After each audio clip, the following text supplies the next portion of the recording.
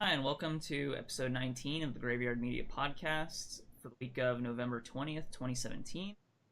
With me are co hosts uh, Dalsson, Hi, it's me. I co didn't host know who you Thel. were going to introduce first. My cup is gone. Oh no, the My mugger cup went. stole your cup this time too.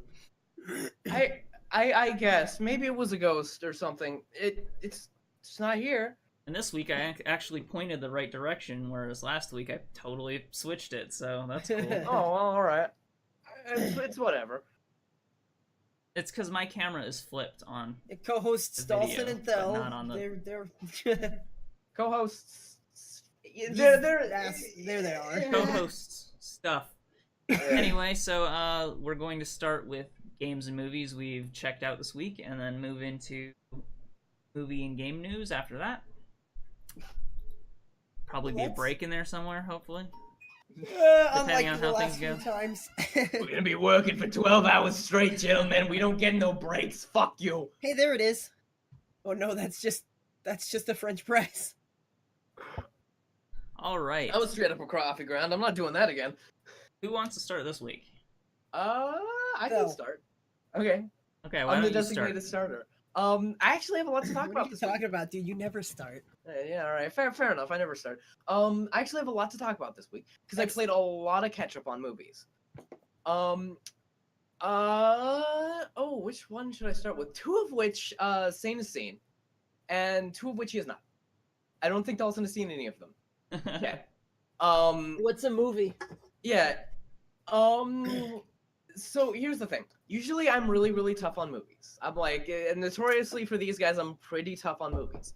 And two of these movies sort of reminded me why. The first movie I'm going to talk about is A Ghost Story, which is one of the ones that Saine hasn't seen. This movie is really good at draining you. When the movie is over, you sit there thinking, should I go to bed? Do I need to go to bed? Is tomorrow going to come? Why? The credits rolled. When you're done with the movie, it engrosses you so deeply into it that when it's over, it's over. Everything's over. Nothing should continue, but it still does. A Ghost Story is a movie about a ghost that haunts a house. It's not a horror movie, unless you count the constant forward march of time as something terrifying, and, who the fuck doesn't? Really incredibly well-made movie from the guy that... what happened? Nothing, I just adjust. Oh, okay. Really great movie from the guy whose last movie I saw was Pete's Dragon, and I thought it kind of sucked, but take this guy away from Disney and he can do fucking great things. I did not watch Pete's Dragon. Yeah. It was a movie that you go out and think, okay, yeah, I just saw a movie, didn't I? There was popcorn there, it was a soda.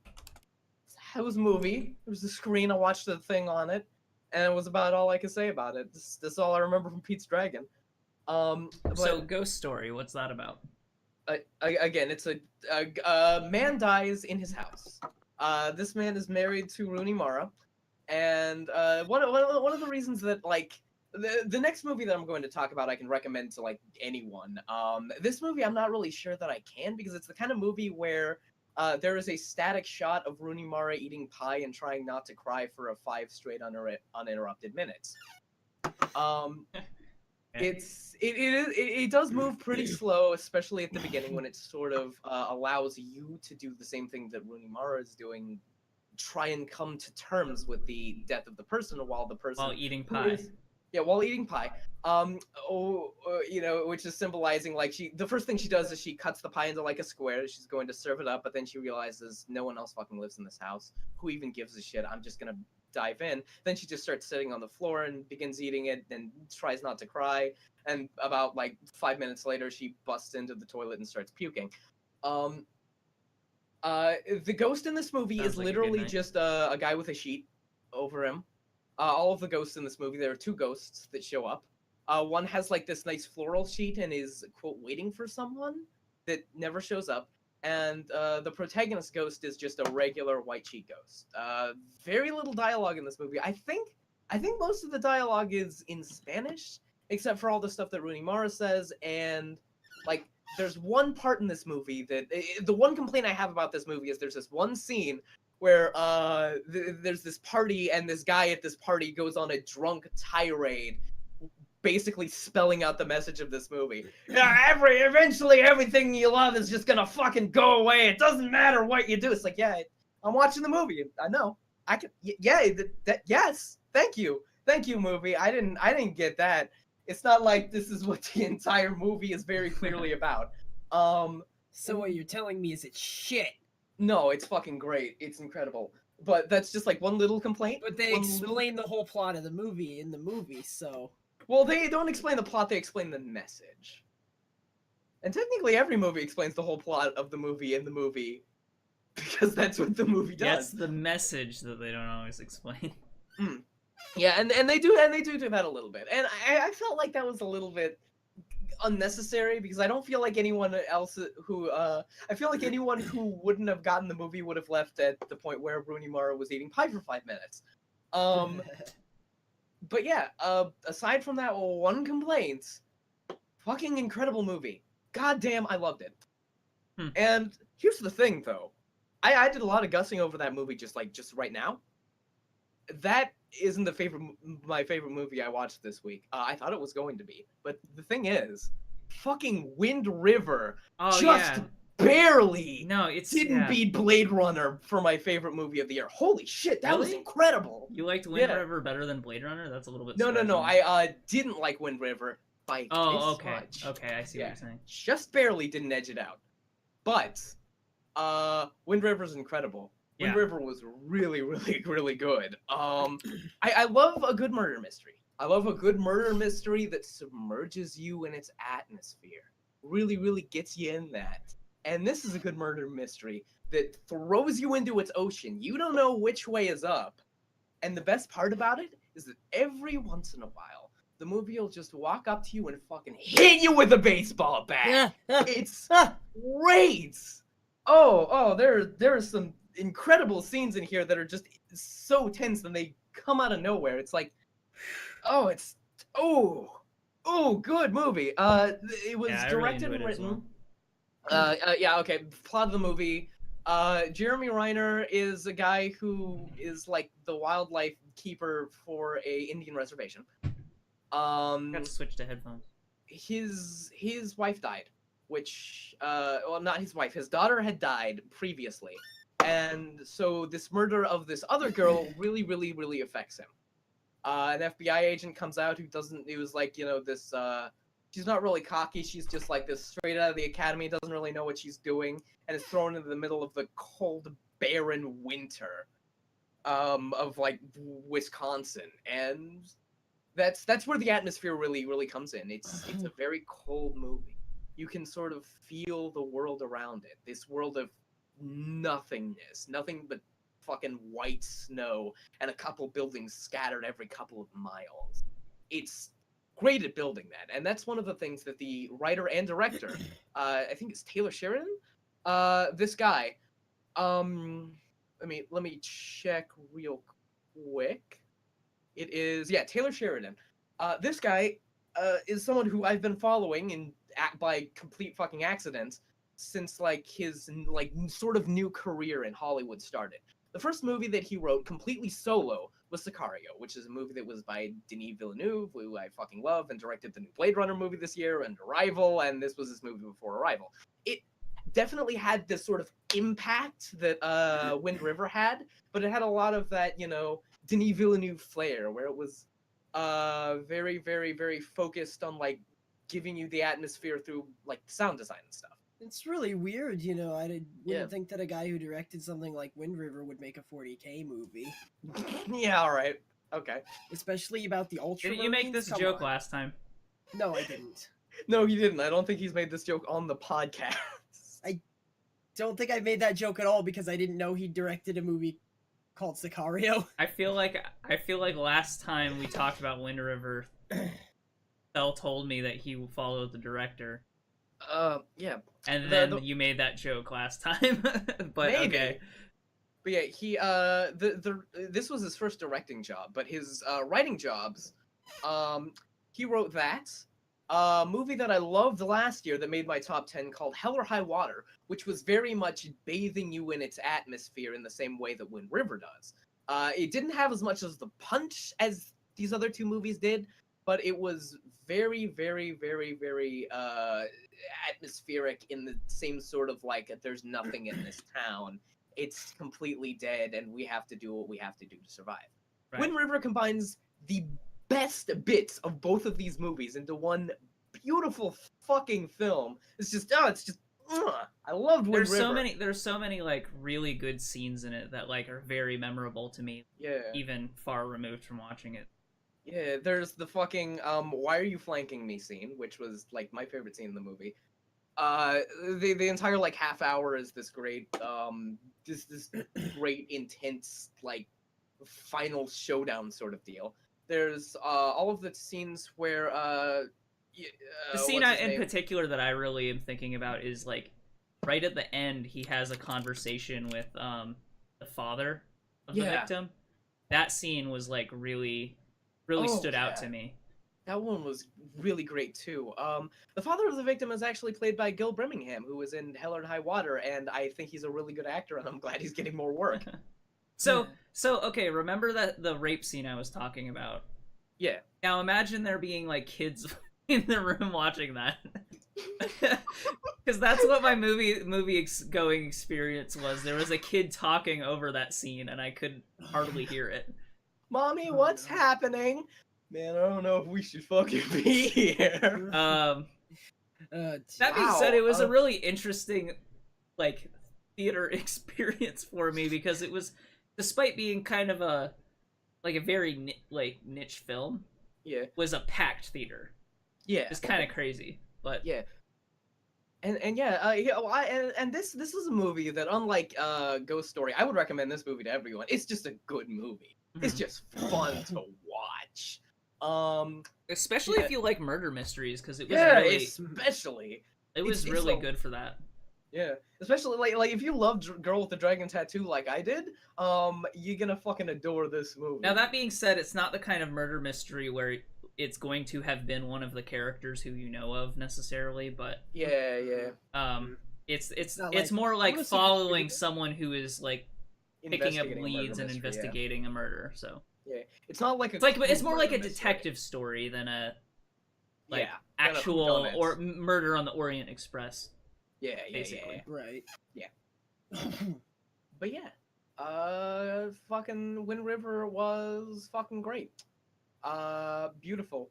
Apparently there was a movie that came out this year that was very similar called The Snowman that was fucking terrible, and I feel like I need to watch that movie too, just because apparently it was really, really, really bad. Similar. Yeah. Huh. Anyway, What else? the next movie that I watched, the third movie of my 4 movies, was a movie called Logan Lucky. This is a movie by the guy who did the Oceans movies, and it was a barrel of fun. It was a fun old movie, good old time. This is when you go to the theater, you go with your popcorn, you go with your soda, and you have a good time at the movie. Unlike Pete's Dragon, where it's like the soda and the popcorn are the most entertaining part of the fucking thing. This movie was nothing but fun, funny. It was got a lot of good jokes, and it cemented the fact that Adam Driver is a fucking incredible actor and one of the best actors out there. It was a movie he was in. Yeah. Something that turned me off to this movie before watching it was Yeah. NASCAR was like a major theme of this movie, like how NASCAR-y was the movie, because that's one of the reasons I didn't see it. Really straight up. wasn't.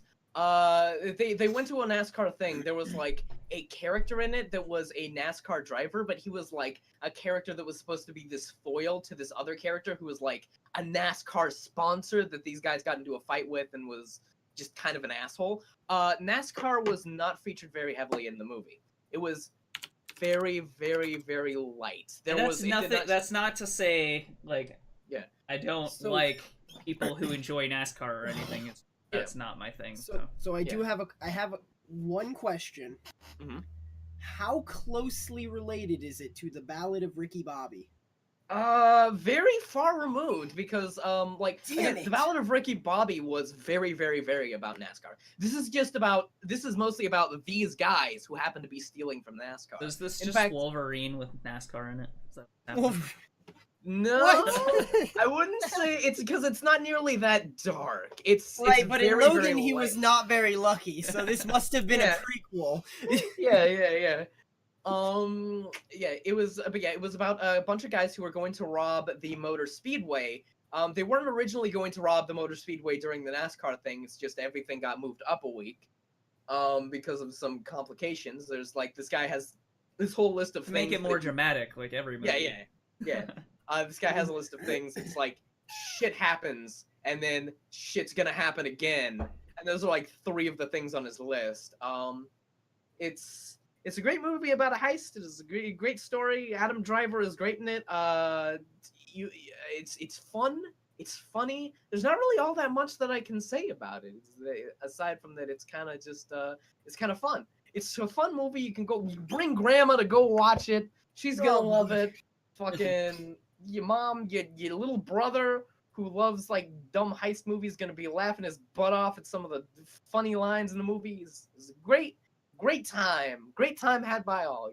Go watch Logan Lucky too. So what's the last movie? Last movie is one that Saine has seen, Thor Ragnarok. Now, this movie is a Taika Waititi movie in the same way that it's a Chris Hemsworth movie, in that the directors Hemsworth, thank you, sorry. The directors Bob Iger and Kevin Feige allowed Taika Waititi to play a character in this movie, and that was real nice of him. How does it who stack was up? he? How does it stack up to other Marvel movies for you? Okay, yeah, here's the thing. Specifically, other Marvel movies, like, it's a lot better than Doctor Strange, but everyone's talking about it like it revived Marvel. It is so far removed from Guardians of the Galaxy. Like, I loved Guardians too.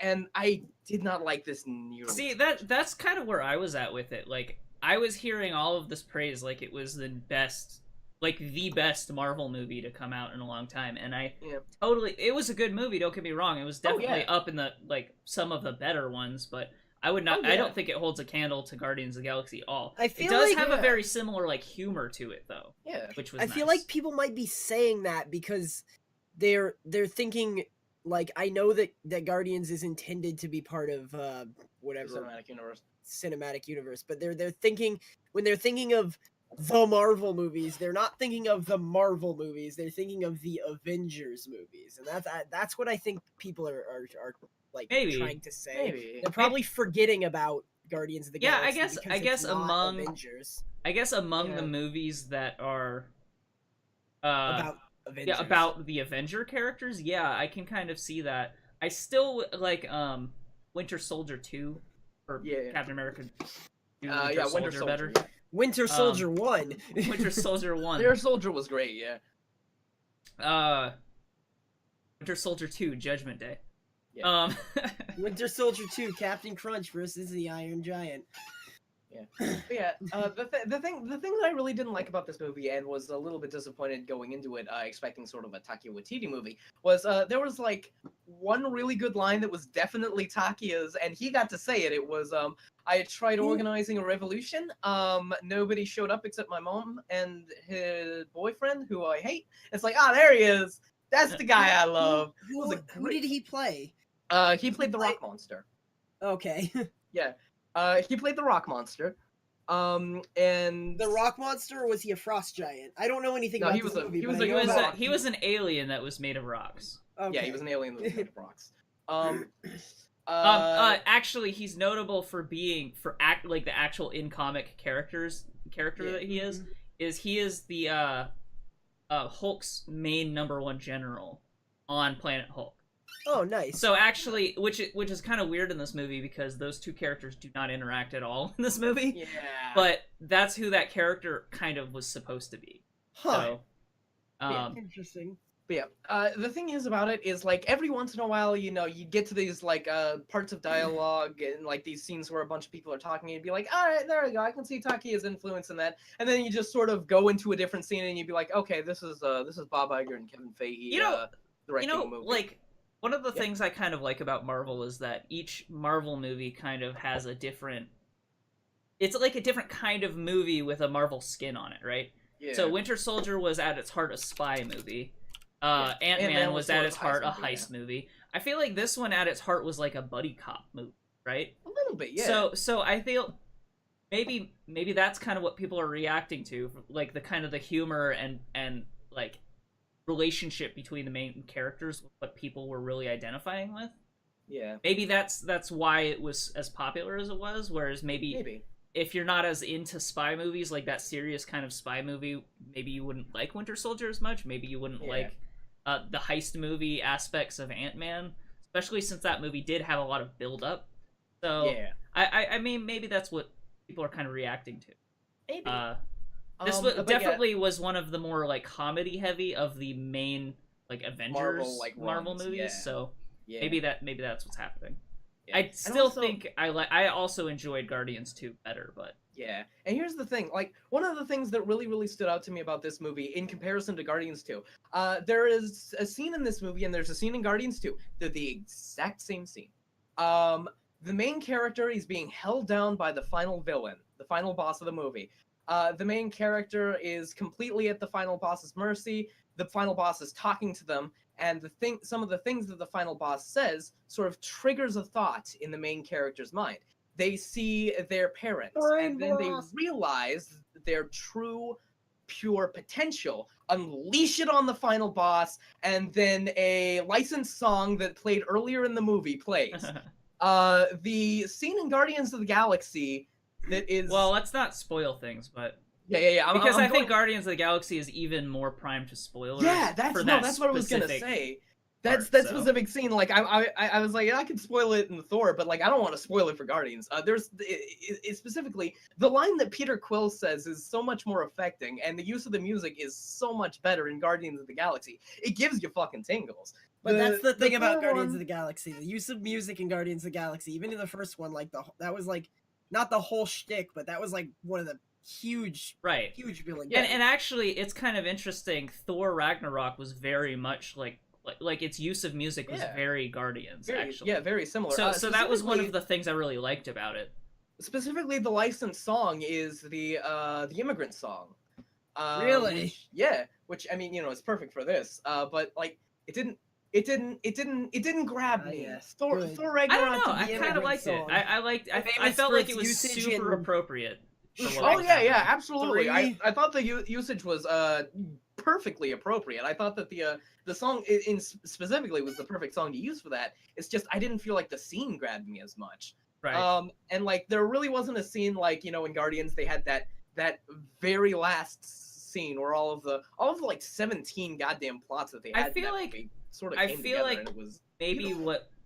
what affected that as well was his Peter Quill's relationship with that Relationship with family the villain, member was yeah. more strongly cemented in the plot of the movies, whereas over the course of 2 movies actually. Yeah. Whereas in Thor, it kind of happened a third Kate into the movie, and then Kate came Blanchett back just later. sorta So showed up. Kate Blanchett was having fun with this movie. She was just doing whatever she wanted. Unfortunately, she was the most boring character. Carl Urban showed up in this movie, and that was good. I like Carl. that was the Urban. weird thing about that villain. She was like a pistache of 3 different characters. Yeah. Just weird. Yeah. In terms of the comic characters, Mm. like based on. represented. Yeah. Yeah, I don't know. I enjoyed Thor Ragnarok. It was definitely a good Marvel movie, but I also would agree that I liked Guardians better this year. Yeah. And yeah, again, I'm doing a little bit of shitting on this. It wasn't a Take with TD movie. If you're going in for that, don't.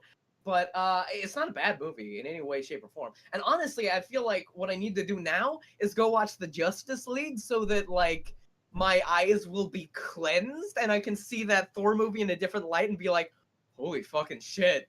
I was wrong. This movie's obviously great if this is the thing it's competing with. Do you Holy want shit. to segue into that? Oh, did you I see did Justice see League? Justice League this weekend. All right, go ahead, man. I ain't seen it. Go right ahead. Why are you groaning over there? You know. Movies. Actually, because I know that Thel's going to talk about it when he hasn't seen it. I don't know anything about it. Here we go. Legitimately. Go ahead. Justice League. surprisingly way better than I expected. Wow, really? Yeah. Like very surprisingly. I thought the characters were basically better than they had been in any of the other Marvel movies, with the exception of Superman. Or DC movies. DC movies, yes. I'm sorry.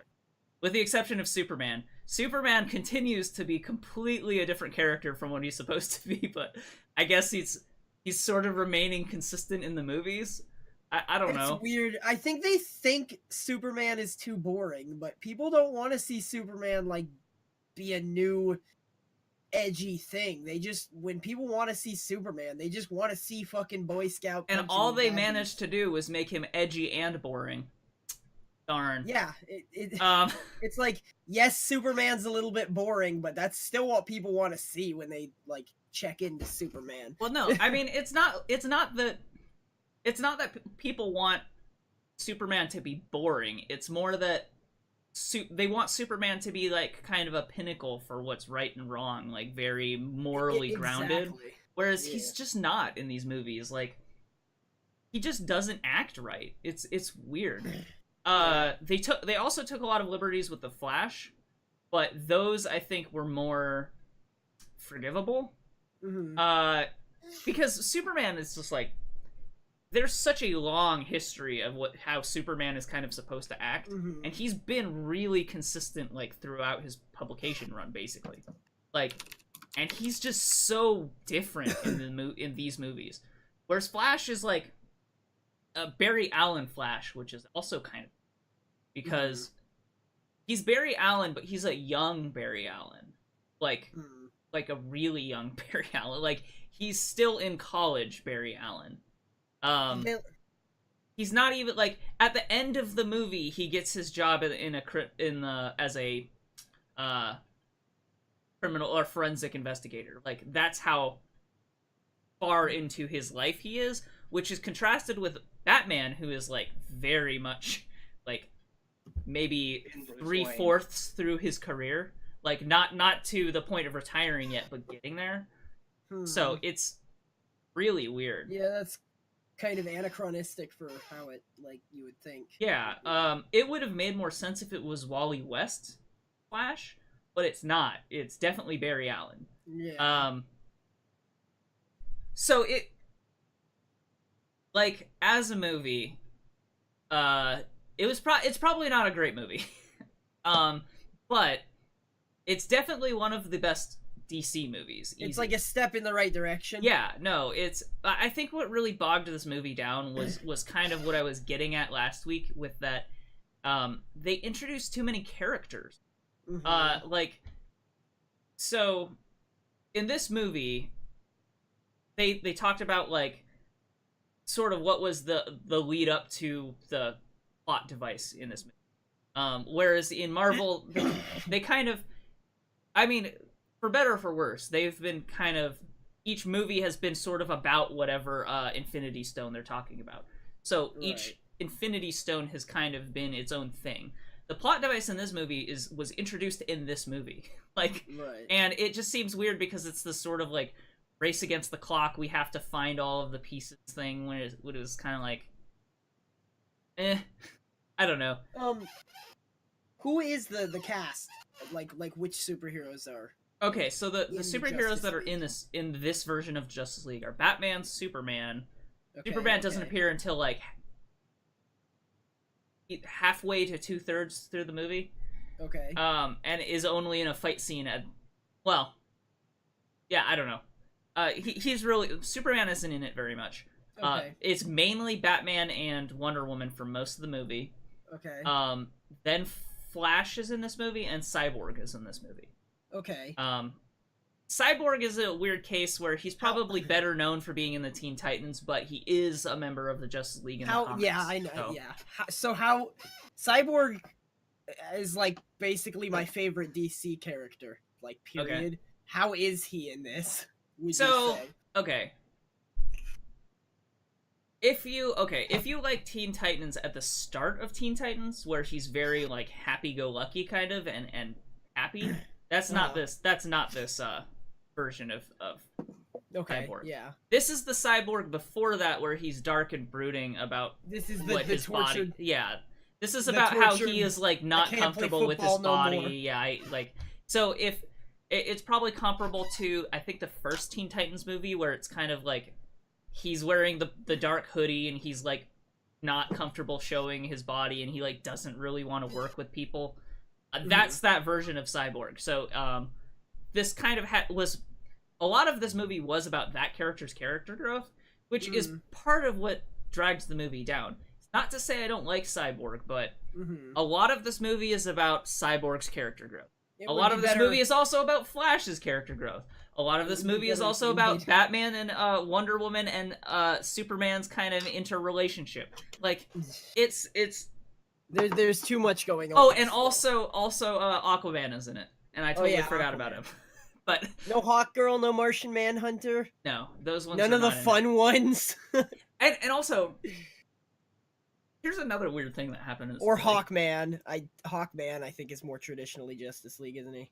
No, I would say Hawkgirl is probably better known at this point because of the DCAU. Because of the cartoon. Yeah.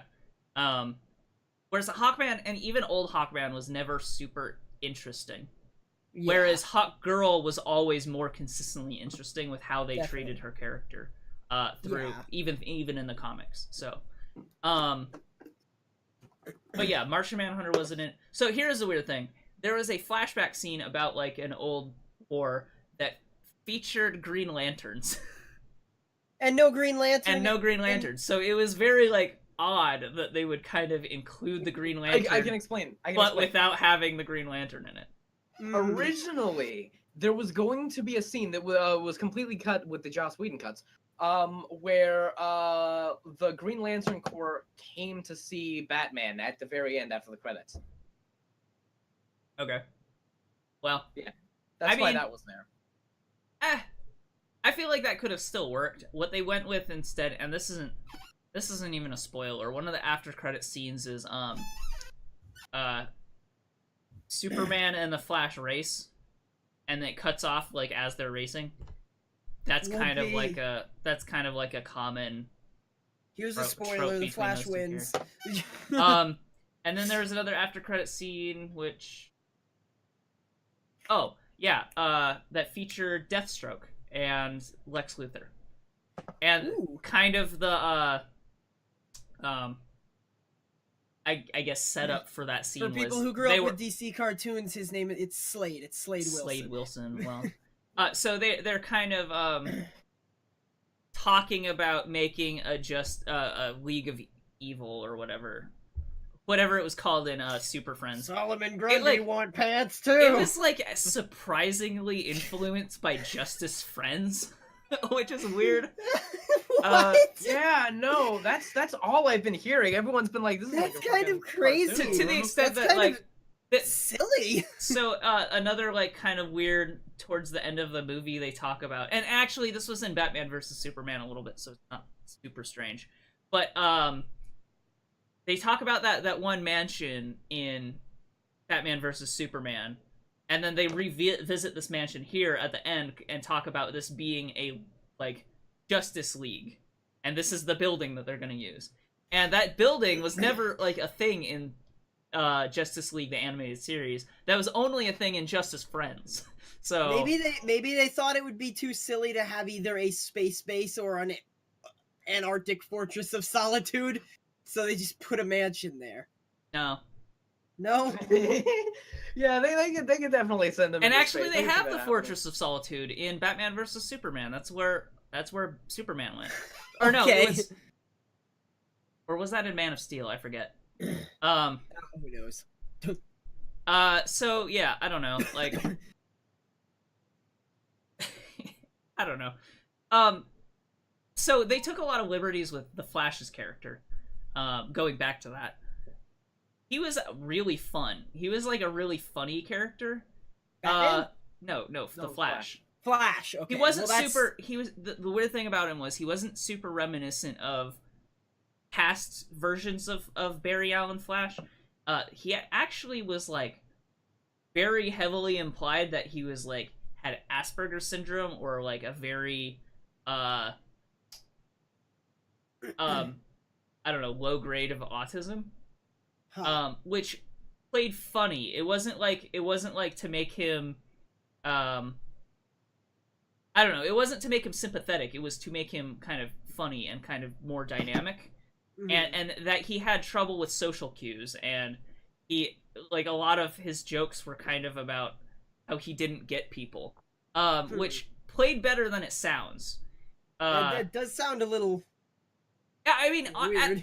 at a distance, it sounds like it could be, I don't know, problematic, if you want to use that word. Right. But it was handled very like, well. I mean, It wasn't like a parody. It wasn't like ham-fisted. It wasn't sympathetic. It was actually just like, I don't know, like, he was slightly socially awkward, but very intelligent at the same time.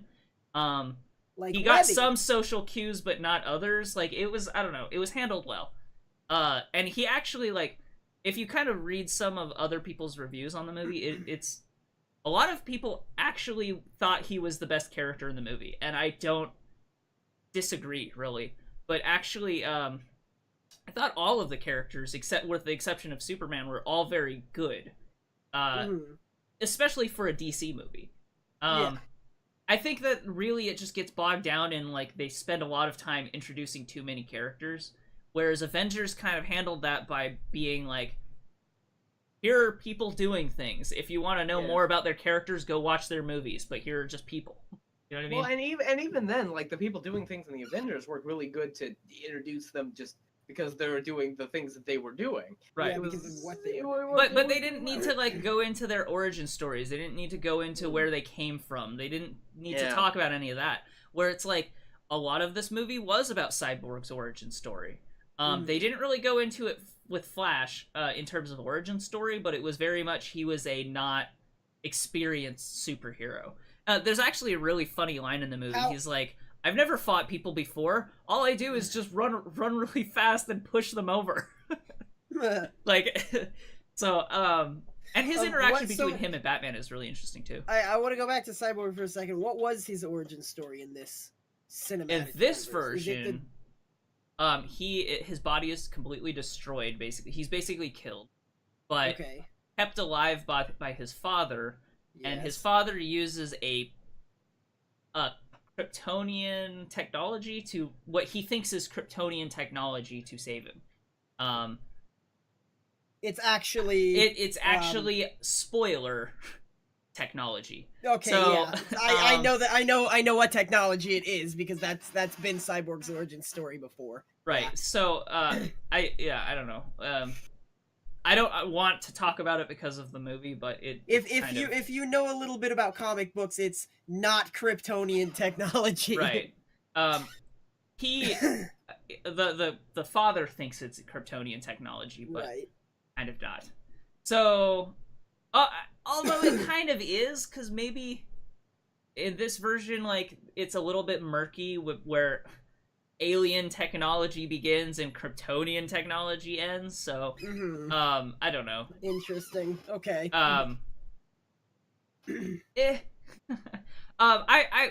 Here's the thing. For a casual moviegoer who just wants to see people fight, it's okay. Like, I would recommend it to just someone casually.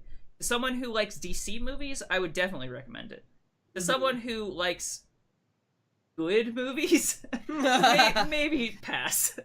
I don't know. Like, it doesn't stand on its own as a movie, and it doesn't stand up to a lot of Marvel movies. And what about people who would be seeing it because they like DC Comics, which at this point I doubt.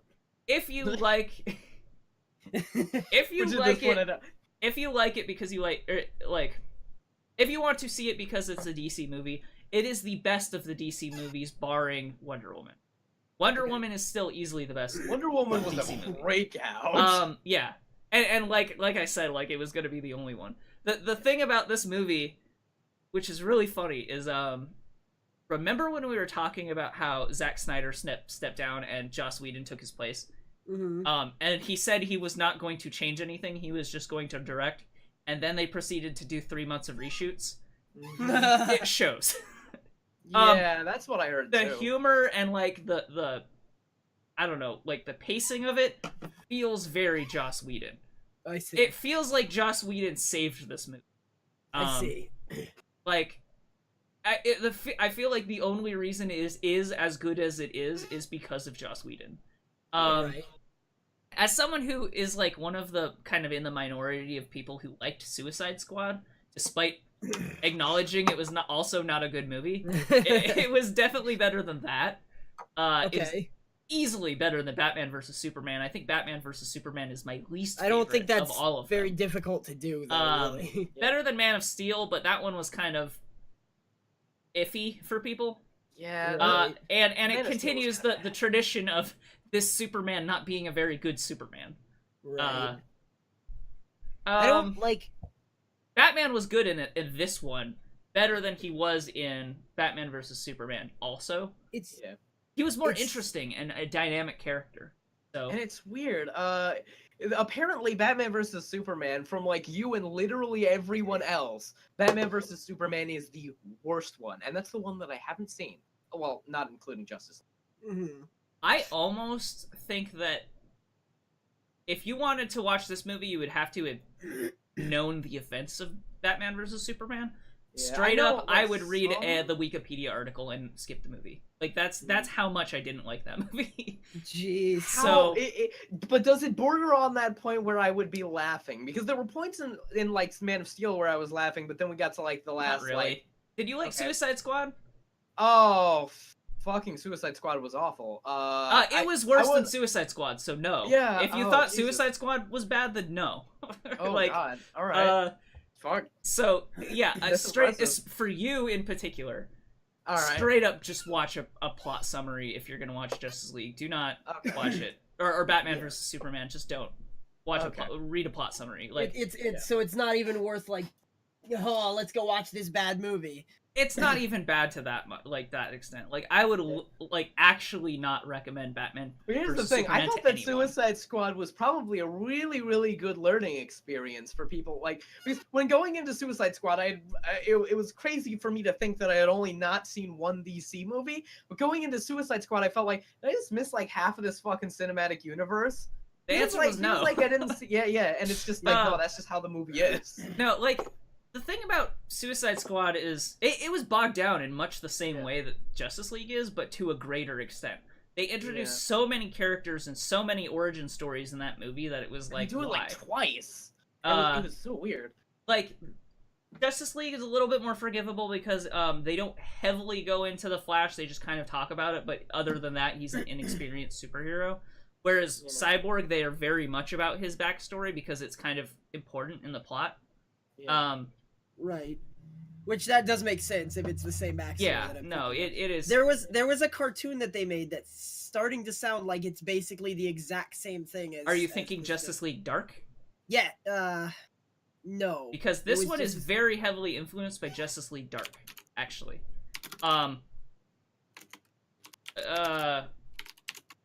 So, yeah, skip. I don't know. Maybe watch Batman versus Superman. I don't know. Like, I thought it was. There are major things that happen in that movie, but Yeah. Justice League I know War. at least I think one it's of them. Justice League War. maybe. That's the one I'm thinking of because Justice League War, yeah, Justice League War, like basically the whole first half of the movie is Cyborg's origin story, and it's the same. It's It's not quite flat that out. bad. Yeah, thanks, But- Flashton says Justice League War. That's the one I'm thinking of. Yeah, it's not quite that bad. Where the whole first half of it was Cyborg's origin story, but like, but then like based on what you've told me, what Cyborg's origin story is and how it may be spoilers is Yeah. the ending of Justice League War is also the same. Like the plot. I don't remember because I haven't Train. seen Justice League War. Right. It's actually really good. It's hard to say because like DC should just stick like to animated stuff. Justice League is kind of how it ends. I don't know if it ends because it. I don't know. It feels like Justice League and to even greater extent Batman versus Superman was so busy alluding to more interesting stories that the stories were bogged down by it. one of the most like important things to me that happens in Batman versus Superman was like a 5-second scene that alludes heavily to the Flashpoint paradox. Like, oh yeah, I actually remember hearing about that. Yeah, there's like there's a scene where Batman gets this weird vision of a much older version of the Flash trying to relay a message. Weird. That about the Flashpoint paradox. And then there's a scene where Batman is running around shooting fucking everyone with his guns. And rescuing a Superman. And that scene was straight up. Okay. Well, the thing is, or is it the Flashpoint paradox Batman? I know what happens. The thing is, it would have been the events of the Flashpoint paradox, but it's our version of Batman in it. So it's kind of, it is like maybe it's a vision of this Batman seeing the other Batman do it, because this version of Batman, like, would he fire a gun? Whereas in that one, he definitely was shooting lots of things. Well, so he did in Batman vs. Superman, didn't he? No, this is the scene where he did that. Oh, okay. So it was like this version of Batman shooting a bunch of people in what is maybe a like vision of the future or alternate timeline, which would be the Flashpoint paradox. The Flashpoint paradox is definitely an alternate timeline because an alternate timeline where Batman shoots guns. So yes. Well, that Flashpoint paradox Batman isn't Bruce Wayne. So right, I'm not gonna say who it is, but Bruce Wayne is seeing that as if he were the one doing it. As if he were the one doing it. So it's kind of a weird situation. I think that still means that they're probably thinking about doing the Flashpoint paradox, but I don't know what they're doing with the DC universe at all right now. Because I don't think that they have a plan. Because after this, like, because coming out of Wonder Woman, there's been a lot of talk about how they want to be successful like Wonder Woman. They want to make a self-contained story that connects to this only loosely and kind of focus way less on like introducing, like having major set piece movies that introduce a lot of stuff. Because really, that's what the problem with these two movies are. They introduce too much. And it was like the kind of common complaint that they're trying to rush to catch up with the Marvel movies. The Marvel movies did it the opposite way. They had a bunch of background stuff and then had the Avengers movies that were kind of like tying all these loose ends together. Yeah, but Marvel spaced it out over like years and years. Right. Years. Well, no, even not talking about the timeline, if you took all of these movies going into it right now, the Avengers movies tied up a lot of the loose ends that were left over from the other movies, whereas this created more left loose ends in the movie. So it's like the opposite approach, and it just doesn't work nearly as well. Now that I'm thinking about it, there have been like 4 movies leading up to this, which is really close to the amount of movies there were leading up to the Avengers, but Avengers was, again, just handled so much better. Because, like, there's 2 of these movies were fucking origin stories. One of them had absolutely nothing to do with anything that happened in this movie. So, like, you get, like, you had, like, an origin story for Superman. This thing where Superman and Batman's fight. Batman hadn't been introduced yet. This thing has nothing to do with them. And then a Wonder Woman one. And that's all you had. So basically you had Superman and Wonder Woman who got their own movies. If all of the ones would have... See, here's the thing. I think the real misstep was Batman versus Superman. If they made a standalone Batman movie first, it probably would not have been as bad, because then they could go into Batman versus Superman without having half of Batman versus Superman being the same origin you've seen for Batman a million times. Yeah. If you want to do the origin story, like, fine, you can do that, but don't rush it into, like, a 2-minute scene at the very beginning of a movie that has very little to do with it.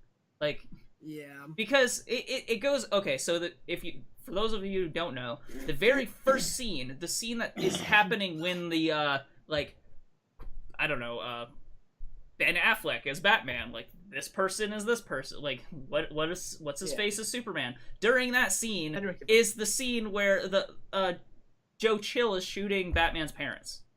Like, and slow motion pearls, which granted is a very like interesting looking scene, but slow motion pearls dropping, and it's like coming out right after the other Batman movies, the Christopher Nolan Batman movies.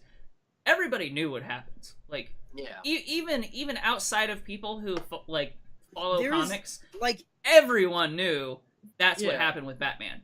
This forget Batman the wasn't Dark even a Knight young movies. Batman.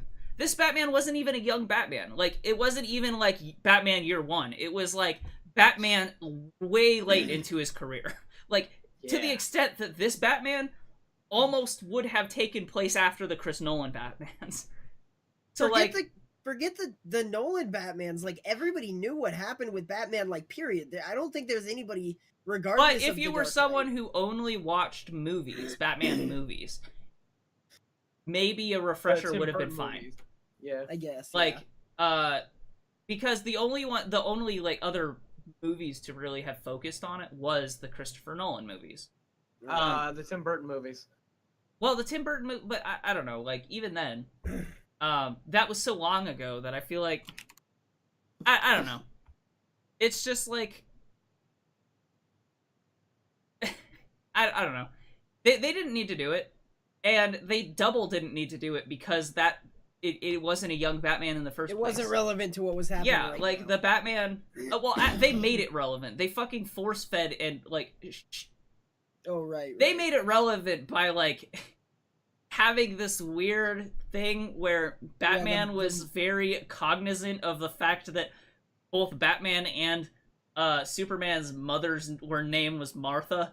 Like, that was an important plot point in that movie. Yeah. Yeah, I remember hearing about that. So Your mom too, we should be friends. yeah, like Super friends. Super Friends. which leads into the Super Friends being a major thing in Justice League, which is a weird. Yeah, good. But no, it's this Ugh. movie feels like it was written by people who had only seen the Christopher Nolan Batmans Mhm. and Justice League, or Super Friends rather. Like it throws away almost like every interesting thing the actual Justice League has ever done, and focused on the Super Friends and what they remember from the Christopher Nolan Batmans. So like, Jesus. I don't know. Yeah. It's just Oh. Okay, before we wrap this up, there is something I do want to talk about this movie. That doesn't have that much to do with the actual movie plot or any of that. Yeah, here we go. Saine, did you notice the Superman's CGI'd like face? not Like, really. Really? Okay, so there's a really funny story regarding this movie. Henry Cavill, the guy who plays Superman, is on roll to play a character in Paramount's movie MI6. For Paramount's movie, he had to have a beard. So he grew out a beard, and for the reshoots, this was a little bit of a problem because, Superman doesn't have a beard. So Warner Brothers told them, just have him shave the beard. Have him shave the beard, and here's what we'll do. We will pay for you to be able to CGI the beard or to go prosthetic a fake beard on him. We'll pay for it. We'll pay for that. We'll put all the money down. And Paramount was like, nah, he's got to have a beard for our movie. You have to CGI that shit out. So a lot of people have noticed that Henry Cavill's face looks really fucking weird in certain scenes. So Because they had to CGI half of his whole goddamn face to remove honestly, a beard. that they probably couldn't the fake. reason I didn't notice it is every scene Superman in was full of CG anyway. Like, Let's- Fair enough. Let's move back here for a second, and I Uh-huh. want to point out that this is yet another thing that BoJack is just Yeah. called. Yeah. I think probably one Scan of your face so we can finish. you the know movie what without you. single scene Technically, the people are Congress probably did that talking first. about. Mhm. There's one particular scene that is in slow motion because it's from the perspective of the Flash when it's happening. Mhm. That it is like the only scene that really shows Superman's face close up, and I think the reason why it probably does look weird for other people. It's a close up of his face. Probably why I didn't notice it was the whole scene was in like slow motion vision. So everything looked very like CGI-y anyway. Right. So that's probably why I didn't really notice. I didn't know going into that. If you knew that beforehand, you probably could see it. But Like the whole doing scene it just that, to me, I didn't notice it because it just looked, everything looked weird anyway. right. So I don't know. Yeah. So So what's next on our yeah, agenda? again, to recap what my thoughts on Justice League are, if you're a casual movie goer who just wants to see people fight, it's good enough. I would recommend Good it. enough.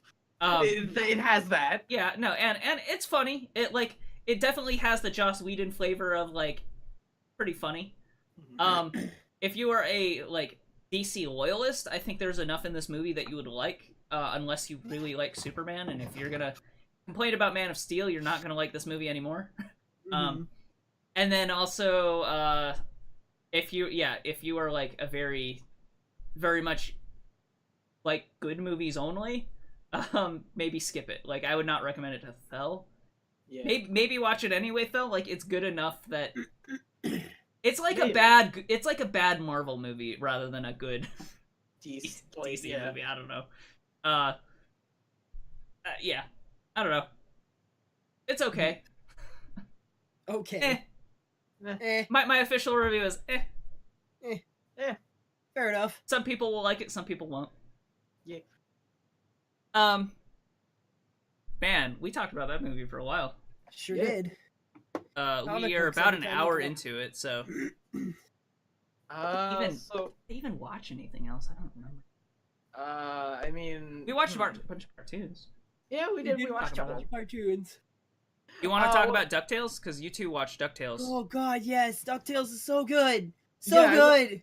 I also really like DuckTales. I'm very happy with where it's going. It's a lot of fun to watch. Good time watching DuckTales. We watched a little bit of Star Versus, and I gotta say the same. Like I was really iffy on Star Versus. Especially even like the first episode we watched on this, I was like, oh, okay, here's this. But as the series progressed, like even like the very next like 15-minute episode, it was like, okay, it has this steady curve of gets better. Yeah. Mhm. So yeah. If If you're stuck on some of the early episodes of Star Versus, keep going. It I does feel get, like most of significantly season one is worth powering through because there are some really funny moments and really interesting moments that happen in season one. Yeah. But there are straight up skippable episodes, and actually we skipped a few last night because, By Yeah. accident. better. Yeah. well, kind of by accident, kind of like I saw one and I was like, this one is pointless, and we're gonna skip it. Yeah. Okay. Yeah, there was one in particular that I was just like, this one is completely pointless. Yeah. I see. We also And saw I feel like a couple that we watched were sort. Mhm. Yeah. A little bit. But at the end of season one, and then going through almost all of season two, like pretty much all of season two is good character development into like very interesting plot dynamic stuff. Right. Yeah. And then the beginning of season three. Yeah. Although actually, the interesting thing about season three is the beginning of season three wraps up season two, and then it goes the part that I was talking about where it kind of falls down sort of goes into filler territory, but I think Mhm. actually having rewatched some of season two now, I can kind of see that it's like it wanted to peak and then go down so that it has somewhere like up to go in terms of Right. tension, because like the Right. part that I'm at now in Star Versus is so low tension that it's kind of like Something's got hard to watch after having all of this tension building in season two. So maybe Right. maybe it'll get better again as it goes on, just because it needs to rebuild tension. I don't know.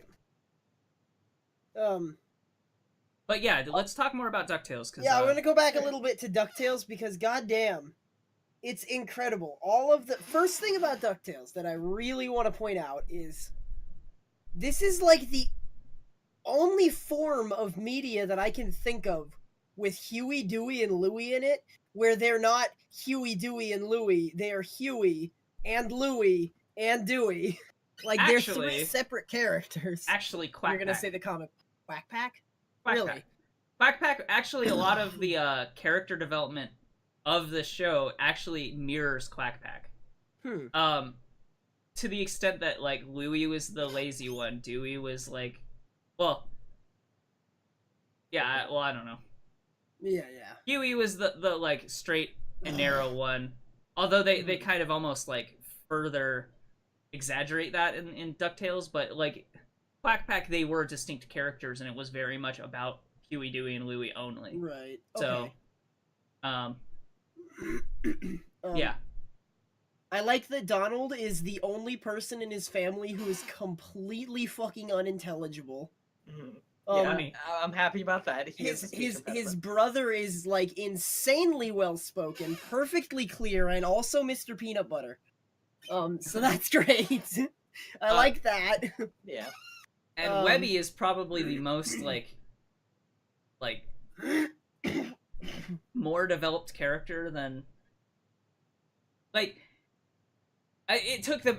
Webby was the biggest leap from having absolutely no personality to having a really distinct personality in the series. Yeah, so, like super distinct. In fact, there were a bunch of Webby episodes, like specifically Webby. Yeah, like I was saying last week, a lot of heavily Webby episodes were front loaded.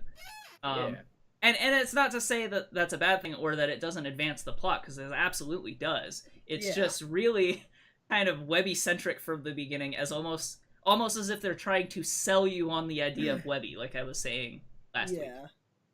Which, like, they don't really need to, like you said, from the first episode, you could tell Webby was, gonna be, like, better than she's been before. But, like, a lot of the things that I like about it are, like they come back, like, hard swinging. First, like, 5-6 episodes with, like, all of these characters that,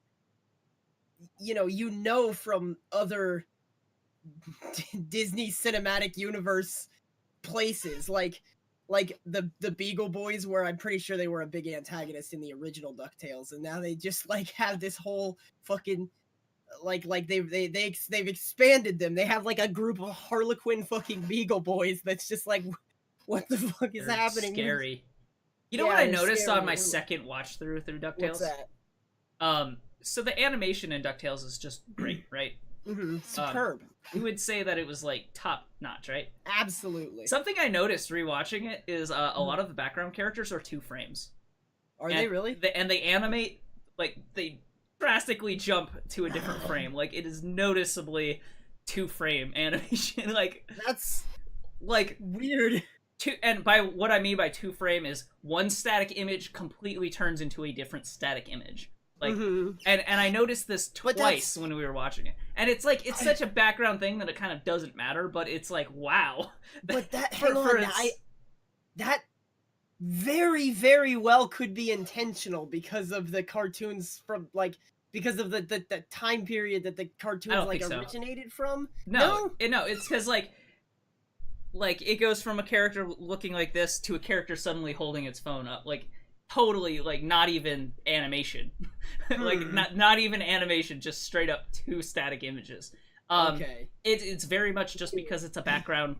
It is a background placement that has nothing to do with what's happening, and there's so much foreground animation happening that they don't need to worry about the background. It's like just, to me, it was just like drastic watching it. Because I was paying more attention to the background this time just because I had seen it before.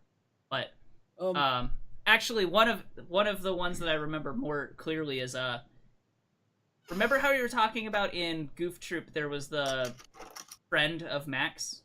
Yeah.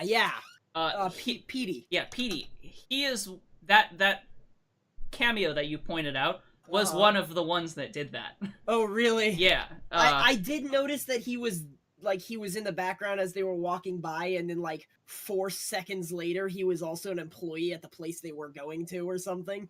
I don't know. So I noticed that. Like, they reused the background characters a lot, and it was basically just characters from Goofy movies. Yeah, and they had Roxanne in it again.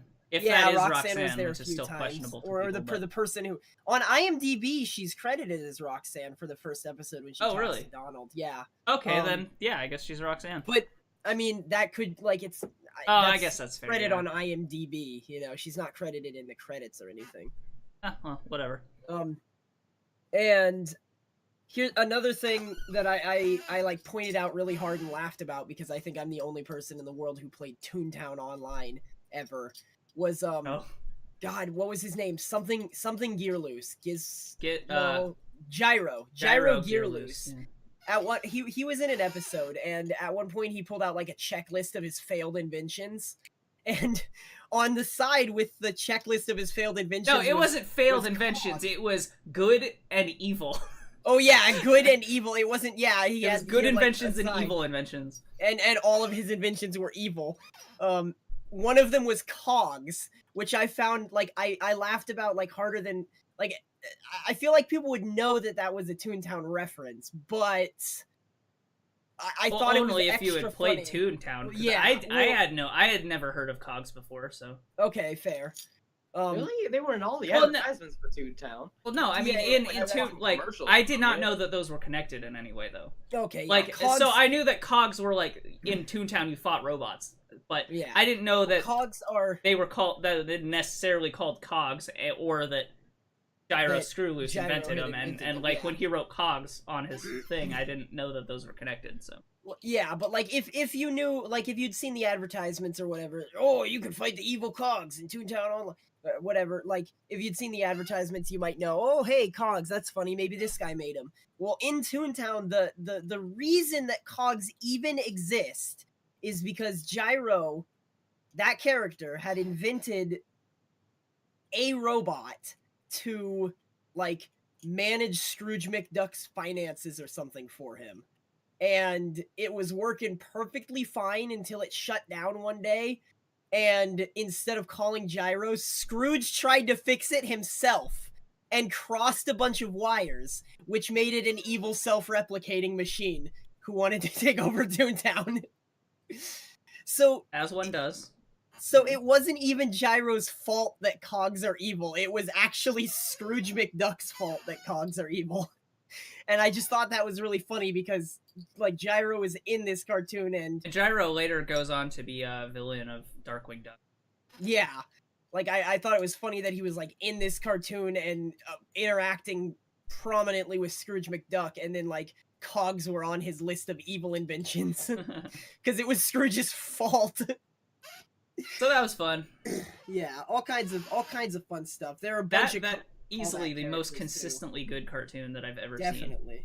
so far. Yeah. Then Out of like the new like Disney lineup, yeah, I got to agree. DuckTales is really really good. It's surprised me. It's much better than I thought it would be. It's like Oh, its Gravity Falls levels are pretty damn good. Yeah, That's what I was saying. Like when I was the saying it last jam and week, intro. when I was comparing it last week, I was like, it's kind of hard to compare the two because one is a full complete series and one is like 8 episodes. But Mhm. But like even like this far into Gravity Falls' run, I would say that they're definitely on the same level. right. Right. My favorite character so far from DuckTales, though, is definitely, she only came in like 2 episodes and they were both Webby episodes, but Webby made a new friend named Lena, and she's got stuff going on with her, and man, that's really exciting. I want to see where that plot line goes. Like, Yeah. to say anything more about it is like super huge I spoilers. find but it's- Launchpad being in it really funny. Launchpad's Especially also hilarious. especially if Darkwing Duck shows up because Launchpad is Darkwing Duck's sidekick. Yeah. So I'm interested in how that That's- dynamic is going to go. Well, he's supposed to. He's credited, like, he's already Yeah, no, confirmed to he's being played by Jim confirmed. Cummings, so he's definitely gonna be in it. Well, no, I know that. I'm just saying that it's going to be interesting to see that. That's gonna be really. It's gonna be like Launchpad or not. It's gonna be crazy to see Darkwing Duck again, like at all in anything.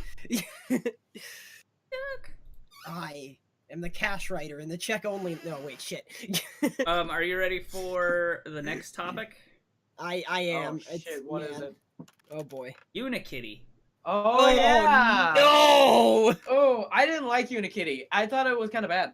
So we watched the first episode of Unikitty. First 2. Yeah, it's first. No, two. they well, were 10-minute. okay, episodes. Yeah, first episode, and then like is the first half hour of Unikitty, and it was like Right. 2 50-minute things. that I think they were both teasers a month apart, and the show is not actually like running yet on Cartoon Network.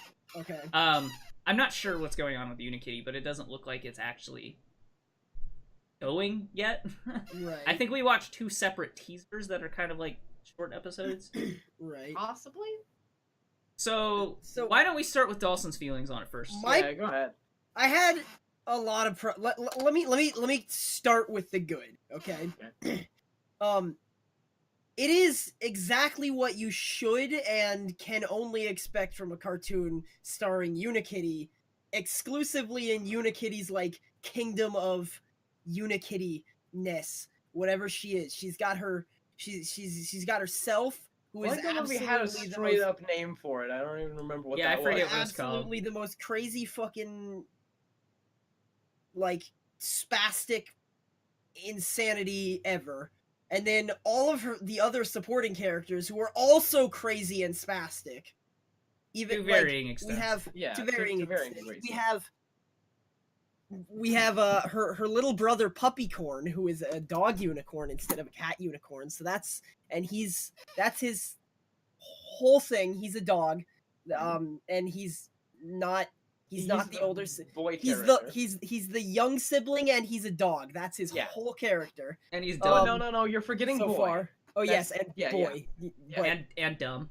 and dumb. and but dumb. that comes hand in hand with boy and Yeah. dog. Well, no, because there's Yeah. the Hawkeye in there, and he's not dumb. Yes, Yeah. but that's true. But the dog. But Hawkeye is like CIA agent bodyguard. Boy is not his character. His character Hawkeye. I actually kind of liked Hawkeye because his character is I punch things and flex. And then we also have Dr. Fox, who is the least spastic, but do not get me wrong, because she is absolutely like, if there were a show just about Dr. Fox, then You would still be moving fast. The Yeah, thing you is, would she's still- just it in a would show still- where everyone's moving faster than her, so she seems less yeah, fast. she seems Yeah. less fast. Exactly. Also voiced by Sadie. Basic voice yes, actress from yeah, Sadie. voiced by Sadie. Who's also and Webby in, Webigail Vanderquack. But what just the I think the thing that was most off-putting to me about this show was that every second of it felt like I was going to have a seizure, because it was just so fast. It was like, okay, we did this sparkle bladder. Okay, now we're over here on the scene. I think you put it best right after we watched it. It was like a 30-minute episode condensed into 10 minutes. Yeah, but the Yeah. problem was it wasn't condensed as in they cut stuff. It was just as though they told, and they didn't like speed it up or anything. It was like they told the actors, okay, say your line. Hi, Princess Unikitty. Okay, that was good, but say it faster. And they did that every time, and Also, like to me- everybody was. Also, to me, was- I thought that it was a little off-putting that Tara Strong voiced Unikitty. Yeah, It that was also more distracting than it was good. Yeah. Normally, I don't have a problem with Tara Strong, but this version of Tara Strong's like voice actor or voice that Acting. Tara Strong used, I guess, was like a combination of like 5 different Tara Strong characters. Mm-hmm. So it was very like distracting, kind of, rather than Yeah. being like a good fit. Whereas Yeah, they obviously didn't get the The actor from the Lego movie voice actress, but I don't know. I feel like Tara Strong was not the right choice in this situation. So Yeah, it was strange. And then I just don't know. I just feel like if they had just said, okay, Unikitty, say your lines really, really, really fast, Or maybe just Unikitty and Puppycorn. and even Puppycorn, yeah, but and the rest of the characters were a little more straight than that, it would have been like better. But it was just so fast. It was like blasting you with everything at once, and in a it didn't weirdly really give time interesting to- way, though. Yeah, Like I mean, it felt oddly paced because it was so fast. So it was like, okay, suddenly we're talking about the moral of the story. Like Yeah. almost like 8 minutes in. But like, I don't know. It was very like interesting because I don't think anything else has kind of done something that way. So it's very different and like interesting to me. it in a makes weird way. sense too. Like, it makes sense that this place that Unikitty is from, like, everybody would be like that. It was almost like sensory overload. Like, Oh yeah. they were playing a Question says she lived in Cloud Cuckoo Land. Right, Cloud Okay. Cuckoo Land. Okay. Well, it was like weird. Okay, basically the first episode had them playing Jumanji. It was Jumanji. Like there's no Yeah, it was Ghost Jumanji. Ghost Jumanji, spooky. Yeah. It was I think it was called Spooky. Yeah, Game. and the villain kept on trying to like talk spooky, but Unikitty kept cutting her off cutting him off because she was made of like fucking pixie sticks. Yeah. They like the first challenge they had. It was like, okay, all right, we're going into the maze. Hey, Puppycorn, I'm gonna beat you because I'm flying. Hey, flying isn't fair. Okay, I'll land. Okay, now our friends are back there. Oh no, Dr. Fox is gone. Hey, okay, now the next challenge. What do we do?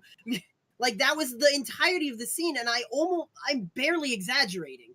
It had to have been 30 seconds of them in the hedge maze. Like Puppycorn and Unikitty raced. Dr. Fox went missing. That was it. So before I let Thel just trash on it, because I know he's going to, and I don't think it's unjustified. What I really liked the animation in it though. Like it was some really great animation, very fluid, very like interesting. Really yeah, lots of stretches and like I don't know, it was like really interesting to look at. That isn't point that goes back to like everything being so fast. When I was like doing the example, like nobody was really snapping around. They were all moving fluidly. Right. It wasn't like whoosh, whoosh, whip cracks. Almost like in a weird contest, or almost to a weird contrast with them being made out of Legos. They were very like fluid and full of motion and very interesting to look at and very colorful. Everything was very colorful in a good way, not like they don't not like overpowering colorful, but everything was very colorful and like an interesting to look at. They don't really call attention to them being Legos, except for one character who is like a gray Lego brick. And I believe there was one point where Unikitty got so excited she fell apart into bricks, but they weren't bricks that made sense for what Unikitty was. Like it wasn't like she was she's like a brick made out of, I don't know, silly string or something. No, she's like 3 bricks. She's like I know, like but one of those bridge bricks, and then a body, and then the head square, and that's it. But and she fell into like 40 bricks. In particular, her like little arch like legs is like made out of like licorice or something. Like noodles. It's like constantly noodling, and it's actually really interesting to look at. It's kind of strange that she does that because I don't think Puppycorn does. He does. He does. He does for sure. He can't fly, and she's no. He can fly. What? He can fly. I thought that was flied, like he flied later on. He was just saying that it's not fair because we're racing. Yeah. Oh, okay. So here's my thing. I think it's very well animated. I think that, I don't mind the fast pace necessarily. I just think that if they're going to do that, they need to not focus on morals because you can't. you can't compress a 30-minute like a I don't know 25-minute or 14-minute episode into a 10-minute episode and have that same percentage of it be about a moral. Because then it just gets really weird. It gets muddled. Yeah, and it feels like I just learned about this thing that we talked about 2 minutes ago. So I don't know. It's just it's really strange. I think that if they had the same kind of speed but in a like full 24-minute episode, it might be interesting. It might work better. Yeah. I think trying to cut it up into like smaller chunks hurts it more than it helps it, especially because of their fast pace, which is kind of counterintuitive of what you might think. These first 2 episodes definitely not good, not great. Animation was good, but like the story was just, the writing was really poor. That being said, it has the potential to win me back on it because I feel like a lot of shows have really rocky openings but get better. So I feel like maybe it could, like I feel like Adventure Time for me is like one of the biggest examples of this. I thought the first chunk of Adventure Time was really uninteresting to me. But as Adventure Time went on, it got more and more interesting to me. Whereas this show, I feel like, has the potential to do that, but it would really need to step it up because from the first 2 like maybe they're teaser episodes, maybe they're a pilot, maybe they're actual episodes. I don't know. It did not win me over. I would give it a more of a chance, but I don't know. I don't know how long I could spend time on it. I'm glad you brought up Adventure Time, because that was something I was gonna say, and that kind of segues into it. This like definitely does take place in this like Lego universe. Mhm. So if all of the stories are self-contained in Cloud Cuckoo Land, then it's going to be significantly less interesting. But if they start branching out and going to like different Lego worlds, that could be a thing that's like makes the show a lot more interesting. And that's something they did in Adventure Time. They started world building more instead of or just not even focusing on that. Finn and Jake. Not even that so much. Like they could really expound on Cloud Cuckoo Land without going that far. Going to literal other places, but what they could do is have cameos from other Lego sets and stuff coming. Yeah. Suddenly, Lego Batman could be there. Well, that would be hard to license, but Not but I see what you're necessarily. Like I don't know, because And Lego has a lot of Network, power to do stuff like that. So I don't know. That's true. Yeah. And Cartoon Network, you know, is also has that. Yeah. That's Yeah, and they do like Cartoon Network also has Lego Ninjago on it or whatever. The Yeah, series. true, So yeah, and Bionicle they've done. So like Lego pull. they might be better able to do, maybe not like a full series of Lego Batman, but certainly a cameo couldn't be that hard. I don't know. It would be hard to get something like Will Arnett on it, but Yeah. But you know, they could have like a Lego Batman, or they could have like other Lego properties for sure. Lego Star Wars. Yeah, that maybe. would be well, hard to no, license. probably not Star Wars. Because Disney. But yeah, I don't know. So Thel, what are your thoughts on it? Okay, so like you were saying about the fact that it is a license thing, that's sort of why I'm afraid that it's not going to be anything other than what it sort of presents itself as.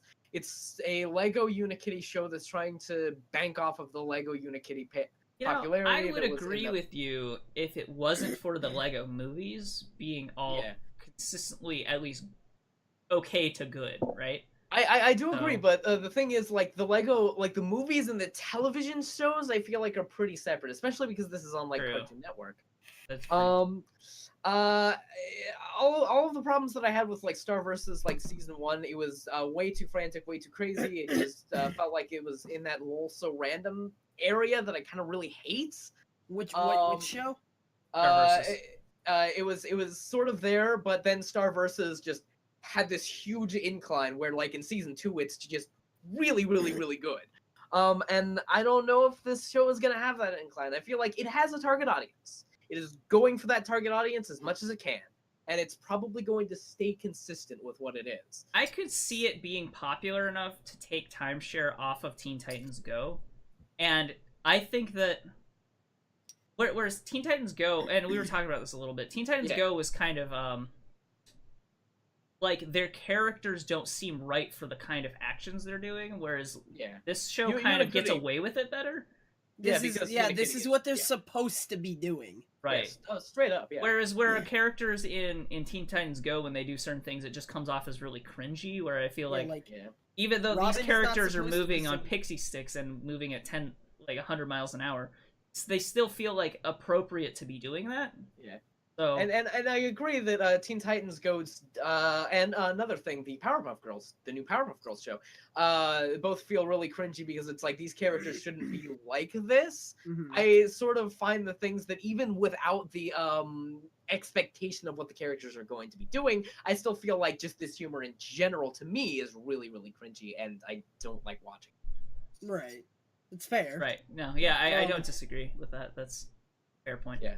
Yeah, and again, basically all this stuff that you have already said was a problem. Specifically, like the huge tonal shift. Like at the end of the first episode, they were trying to learn a lesson, and like it went from being insanely, ridiculously bubbly and happy-go-lucky to suddenly Puppycorn is crying, and we're supposed to feel bad, and it's such a I wouldn't even say jarring tonal shift because you're still in the mindset of the thing that happened earlier, and you're watching this like.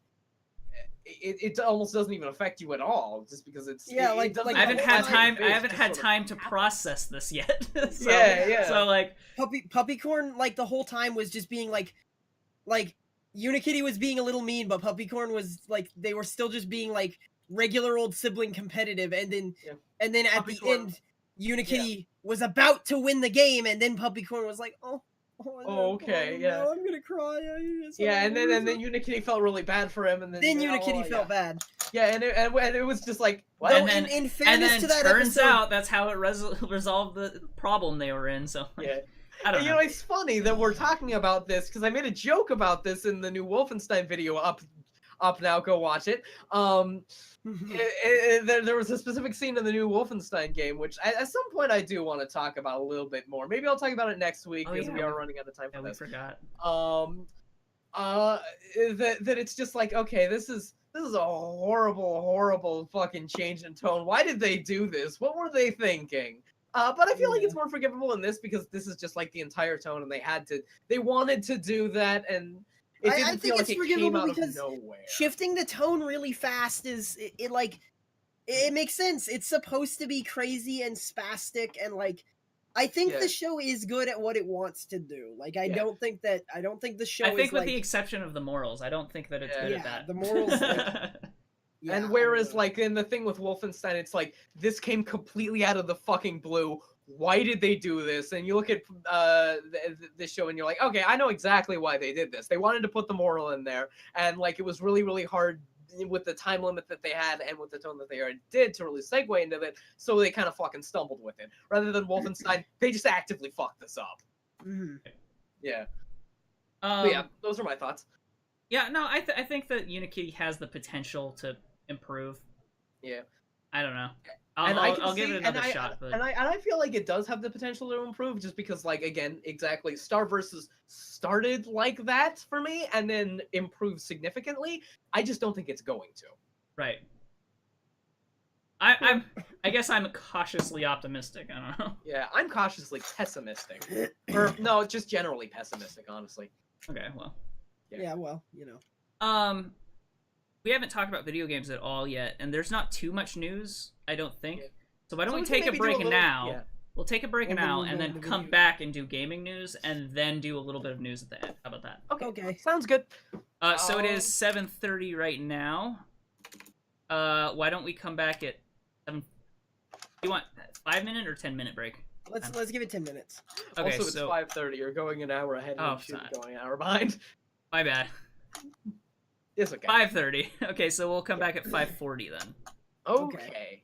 As soon as I can pull up the correct window. Yeah. Okay, so 5:40. And we'll be back in a few minutes. Okay. Okay. And we're back. Hey! It's back! I found it! Hey! It's hiding. Oh, look! Isn't that weird? Yeah. You know, it's like a spectrum from my glass to Thel's, and yours is in the middle. Yeah. Yeah, it kind of is, huh? Weird. I forgot to get more water. Oh, jeez. Okay. Get more booze. So, why don't we talk about video games now? Okay. I have not played much, so... Oh, I guess we could talk about Overwatch at some point. You know, we'll talk about Overwatch. Let's start with that. The thing is how I started on the movies and cartoons. I think Thel should start with the video games. Okay, all right. I can start. Really, all I have to. No, wait, no. Hold up. I got 2 things to talk about today.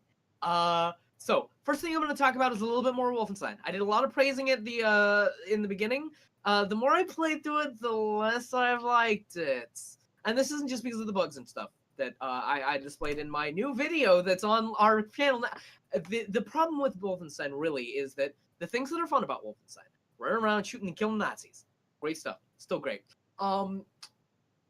I complained about one character that was like, okay, yeah, this guy's turned into a little bit more of like, you know, silly than he was in the previous game. The more I play it, the less interesting all of the characters are, and the more that happens to everyone, and then they introduce new characters who are really important to the plot but are non-characters. Now, this wouldn't be a problem, of course, because the fun thing about Wolfenstein is not necessarily the plot. The plot elevated the last game. I thought that it sort of brought it up a little bit more while still being a fun Nazi shooting game.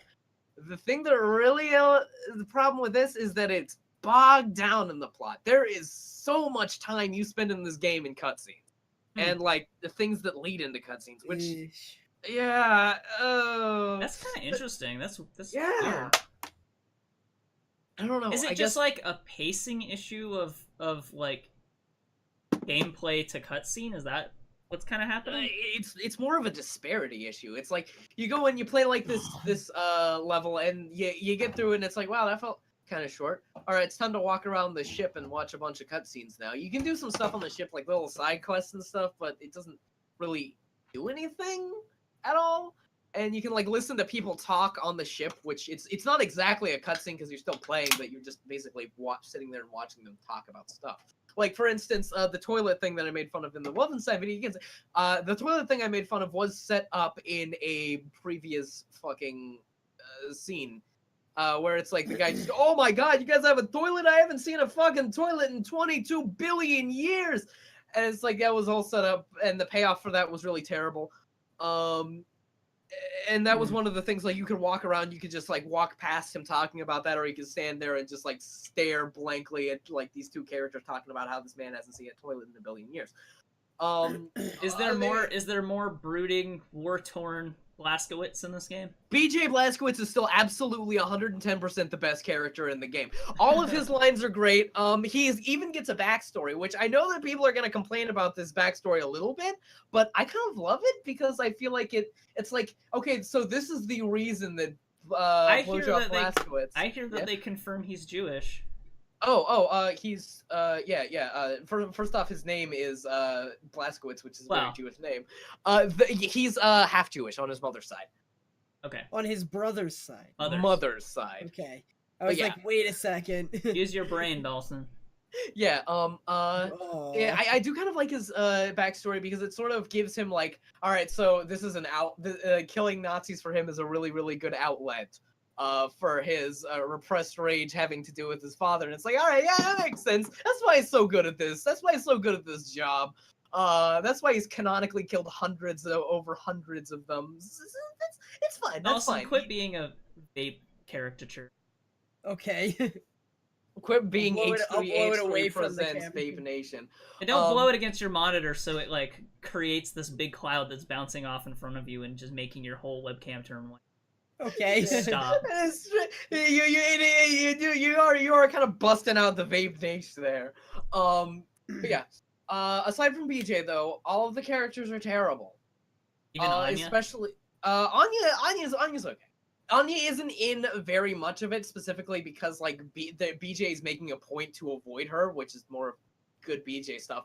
But yeah, Anya's okay. All of the new characters are really, really bad. Completely non-character. What about the LSD guy on the trailer? The LSD guy, you can either find the LSD guy or the LSD guy is connected. He's one of the characters that you can pick in the beginning of the first game. So, it's Wyatt. Wyatt is the LSD guy. So you can either, if you go with Wyatt, he goes on this huge LSD trip that's like really, really silly, and I kind of hate it. It just because it's like, it doesn't feel like it connects with anything, and it's not as fun as it looked like. Or if you went with Fergus, he has this whole problem with like this new robotic arm that like punches him in the face and stuff. And I saw some of those cutscenes on YouTube, and I thought, okay, this is much more fun. I went with Fergus. Fun. Yeah, so you probably enjoyed it a little bit more because it's you know what? So for those of you who don't know, at the beginning of the first episode of Wolfenstein: The New Order, you choose which person you want to save, essentially, which person you want to have be killed first, kind of. And then it turns out that you escape right after that. So depending on who you choose is with you for the rest of the game after. Yeah, and this game too. Does this game do that thing that loads your save from the old game? No, you have to choose again. Oh, okay. Oh well. But I chose when that happened. I was like, hell no, I'm not gonna pick the rookie over the guy who has like a long history of tactical decisions. Like, I'm gonna pick the person who's actually going to help me win. Yeah. Well, what I did was I picked the rookie because it's like, Fergus has been talking. He didn't expect he was gonna leave. This rookie did. Time to give the rookie what he deserved. what he asked for. And then the rookie is when that happened, I constantly, was like, "Shut up, Fergus! You're clearly the better choice." Yeah. That's But yeah, that's where I was at. there's I another- was another- pragmatic about the decision, I guess. yeah. There's another character in the game that is a new character that comes in like really, really early on, that has like this really, really interesting thing. Like I talked about, BJ gets his own story. This character also gets a very, very incredibly similar backstory to BJ's, and I thought, wow, maybe this is going to like these two stories are going to come together. I haven't beaten the game, but so far there has been nothing, and it seemed like immediately after all of that happened would have been when the two stories like BJ would have been like going to buck for her, like, you know, I had bad parents too. My life sucked just as bad as hers did, so I'm defending her. And it's like they don't even interact at all. So I think this is just how like this team of writers writes tragic parental backstories. Can I ask about a spoiler from the first game? Okay, yeah, go ahead. So Yeah. I played the Fergus route. Does Jimi Hendrix die? Yeah, he dies no matter what. Okay. Jimi Hendrix. Because Excuse the me? character, yeah, in the first game you can have Jimi Hendrix in your group. Yeah. Like the Jimi Hendrix. Yes. Yeah, basically. Basically, or yes? They don't outright say his name, This is but important. yes. Yeah. Okay. Yes. I got the other character, and she also dies no matter what. So I Yeah. see. depending on, I think you get back the character. She's like a weird like OCD person. She dies if in the Fergus playthrough, and I don't know if she. I guess she's not even in the other one, and I didn't have Jimi Hendrix because I picked the other. So Yeah. Right. But yeah. no, go ahead. But yeah, the that it does come in, and I was gonna ask you one of the things that one of the things with Wyatt is I don't know if this happens. One of the reasons I'm really happy I picked Wyatt. I don't know if this happens with Fergus, but like in the old one of the things with Wyatt's route is just like, you made the fucking wrong choice, Commander. I can't do this shit. Everyone's looking up to me because I fought with you and everything, but it's like, Jesus Christ, this is too much for me. I'm a fucking coward. Did that It's happen like at all the with same Fergus? thing. It's like the same thing, except it's more guilt about. Oh. It's like survivor's guilt instead. Mm. So So it's similar, but I think it's better. It's more interesting to me. yeah. He's like, why the fuck did you pick me? You should have picked him. He had his whole life ahead of him. Like I should have died. I don't know why you picked me. I'm like, I was an old man then, and I'm an old man now. It's like, yeah, it's that kind of idea. And that's one of the things that I can really take away from, like, the difference between the New Order and this one's plot. And again, I wouldn't be talking this much about the plot because that's not the point of the game if it didn't take up so much of the game. But one of the things about the New Order's plot is that it was very downtrodden and serious, and everyone was really, really depressed. And it worked really well! Why do we have to go and shift it up and make it more silly with all of these non-characters that, like, one of the toilet guy exists purely to be a, like, Oop joke. comic relief character. He's like a crazy conspiracy theorist, man. And it's like, I don't know. don't Like think they had a people- little bit of that, like because Jimi Hendrix existed yeah. purely for the purpose of being funny. So oh yeah, and I would say that. But Jimi Hendrix still like his death scene was really tragic. It was Careful, you're, beautiful. Oh yeah, I'm fucking with the thing. I gotta stop. Yeah, it was a beautifully tragic thing, and it's like now they just have all these new characters who I don't give a shit about that are interrupting all of the good things about the game constantly. well, So yeah. I don't know. I guess I'll still probably play it because the game. Oh yeah, Seems the fun, gameplay's still fun. Are the set pieces as good as the first one even? Because you had some really good set pieces in the New Order, like the whole moon level. There were a bunch of, I don't know, and the was a museum. lot of fun. Apparently, there's another space level that's really good. A lot of it feels really, really sort of samey. That it's like just like, you know, corridors of like industrial corridors, even though you're in like slightly different places. There are two that are really fun. There's one where you're on a train and one where you're in Fallout 3. Both of those were a lot of fun, and I liked both of those. But aside from that, not really. Huh. Well, In fact, there's multiple on the Eva's Hammer, which is the boat that you picked up from the first game. That is like your main base of operations, and all of those look exactly the same. well, I'll still probably play it, but that's a Yeah. little disappointing. I mean, it's still gameplay's still fun. Gameplay's still fun. So what was your other game that you wanted to talk about? Endless Space 2. I think I kind of love this game. It was it was a lot of fun. Had a huge bunch of adventures with my empire of like space lizards that are just the Italian mafia. So that's the space RTS game. Yeah. Or 4X game. 4X game, yeah. The Space 4X game. It's in the Endless Universe. It's a sequel to Endless Space, which I think was the game that started the Endless Universe. They also have Endless Legend, which is more of a fantasy thing, and Dungeon of the Endless, which we have a playthrough that you can go watch on our channel. Sort of. The Endless Universe is actually really interesting to me. I like a lot of the yeah. It makes me wonder if any of the races from Endless Legend are in Space One, because a lot of the races in Endless Legend are straight up aliens. So yeah. Oh yeah. I probably.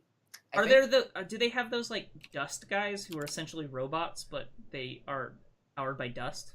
Yeah. I don't think I think they're a minor race that you can find like you know how they're like city states and Civ. Are there the guys who are super war hunger monsters that are basically the Warhammer things?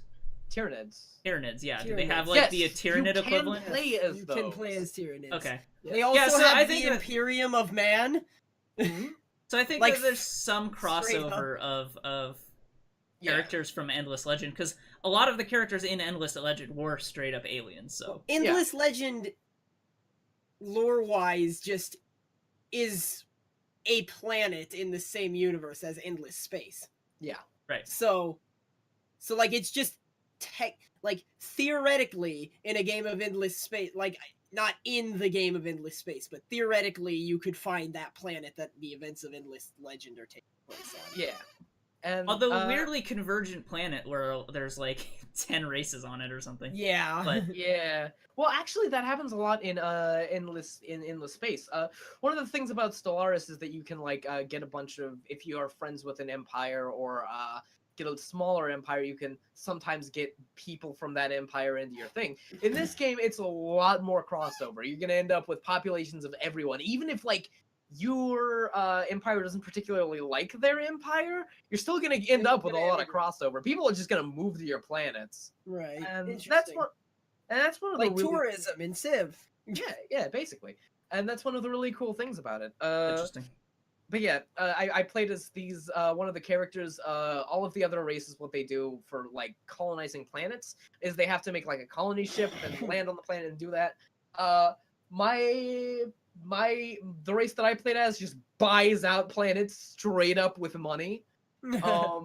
And it was really funny to like look at, there were specific planets other races were like looking at and seeing if they wanted to be on, and I would just go to that planet, immediately buy it out from under their feet and just sort of laugh at them. And then they'd get mad at you and attack. Well, here's the thing, that particular one got mad at me, attacked one of my ships. I forced peace with them using my using the empire money that I had, and then just gave them like threw away $800 at them. And they became my best friends. So one of the races in Endless Legend was straight up like a super mercantile race, and the interesting thing about Endless Legend is each race had a racial win condition as well. Yeah. Do they carry over the same kind of thing? Is there like a super mercantile race that has the like win condition of I have a million money or something? I played as the super mercantile race, but I think that the win conditions in this game are the same win conditions as everyone has the same win conditions, but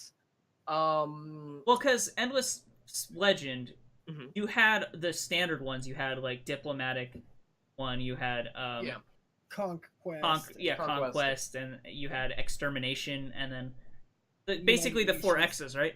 And then there was each race had their own one. One was like the dust guys were like they it a certain thing about not like related to knowledge.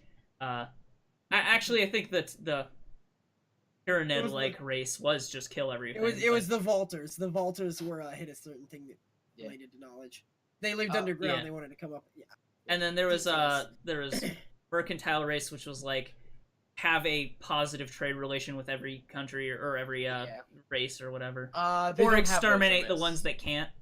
Yeah. Yeah. They don't have those. Win conditions are all the same for everyone. That's a little disappointing because that was one of the Yeah. coolest things about Endless Yeah. Legend. And the thing So. is, they might add that at some point because apparently, like before, and I played it on the free weekend. Apparently, when the game was first released, it got a lot of flack for having like a bunch of bugs and having a bunch of things wrong with it.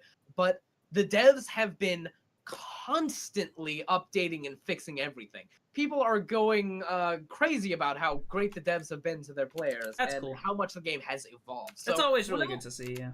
Yeah, and it's really surprising because like for the last couple of games, like I've looked up like a bunch of games where it's like mostly positive, then you go into the reviews and they're all negative because it's like devs hate me. Devs burst into my house and killed my cat. What the hell? Yeah. Yeah, and it's like I go into the things and it's like had some negative reviews, then you go in and it's like mostly positive and So- all like thumbs up. It's like devs are good. I love them. Yeah. They Okay, came so- in and gave me a job. I'm gonna give you some specific things about who you would recommend this to. Okay. Like, would you recommend this to people who like 4X as a genre? Would you like people who like space 4X in particular? And would you recommend this to people who don't typically like 4X games? Yes, and probably not. Okay. If you don't like generally 4X, this is very much a 4X game. More of a 4X game than I would even say Stellaris was, where like the thing about Stellaris is like it's whoever's army number is bigger wins. The But- thing that turned me off about Stellaris was that it was real time. I couldn't Yeah. keep up with. Yeah. And everybody if you else really doing like stuff. RTSs, then Stellaris is your bag of bones because it is still a real time one, and Endless Space is definitely a turn-based 4X. Yeah. So, It's 100%. how does the battle system work? Because in Endless Legend, you could actually play out the battles as if it were like a Yeah, chess you sink game. units in, and then Or- it or- turned into like a Fire Emblem. Right, or you could just choose to auto-resolve. Is it similar to that? Well, you can watch the battles as they happen. I maybe you can control them. I haven't figured out how you can, Okay, but no, well, I don't think so. yeah, okay, that's well, because it like a lot of people just did auto-resolve anyway, because Yeah. unless you were really like, oh my god, I need to win this battle, you typically wouldn't worry. Yeah. Right. I was just And, curious yeah. about that, because that was actually one of the things that a lot of people complained about Endless Legend was that battles took a long time Yeah. to resolve Yeah. if you tried to manually resolve them. So Right. And that's one of the things. The battles basically resolve the same way no matter what in this. And again, it is like a lot of people had a problem with Stellaris, where it's like if you in your fleet has a bigger number than the other fleets, doesn't matter what kind of ships you're using. If your fleet number is bigger, you win. And it's the same thing in this game. well, are So what's better the ships worth anything then? I mean, yeah, they take up less space. in your, like, He doesn't ship. mean a bigger number of ships, a bigger. I mean, a combat bigger- rating. bigger combat combat okay. rating. Yeah, okay. Yeah, so there's no like strategy in building your ship. Okay. There's just build ship to biggest combat rating and you win. Okay. Mhm. Yeah. Still, Well, that's not yeah, really combat. fine.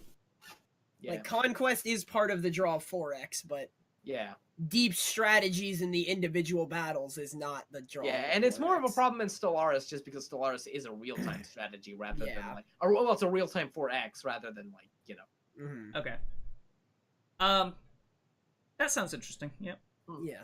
So I love it. I think I love it maybe a little bit more than Stellaris because like Stellaris does get I have like I have 40 hours or something in Stellaris, but it does get kind of grating at like in the middle points, whereas this game really hooked me.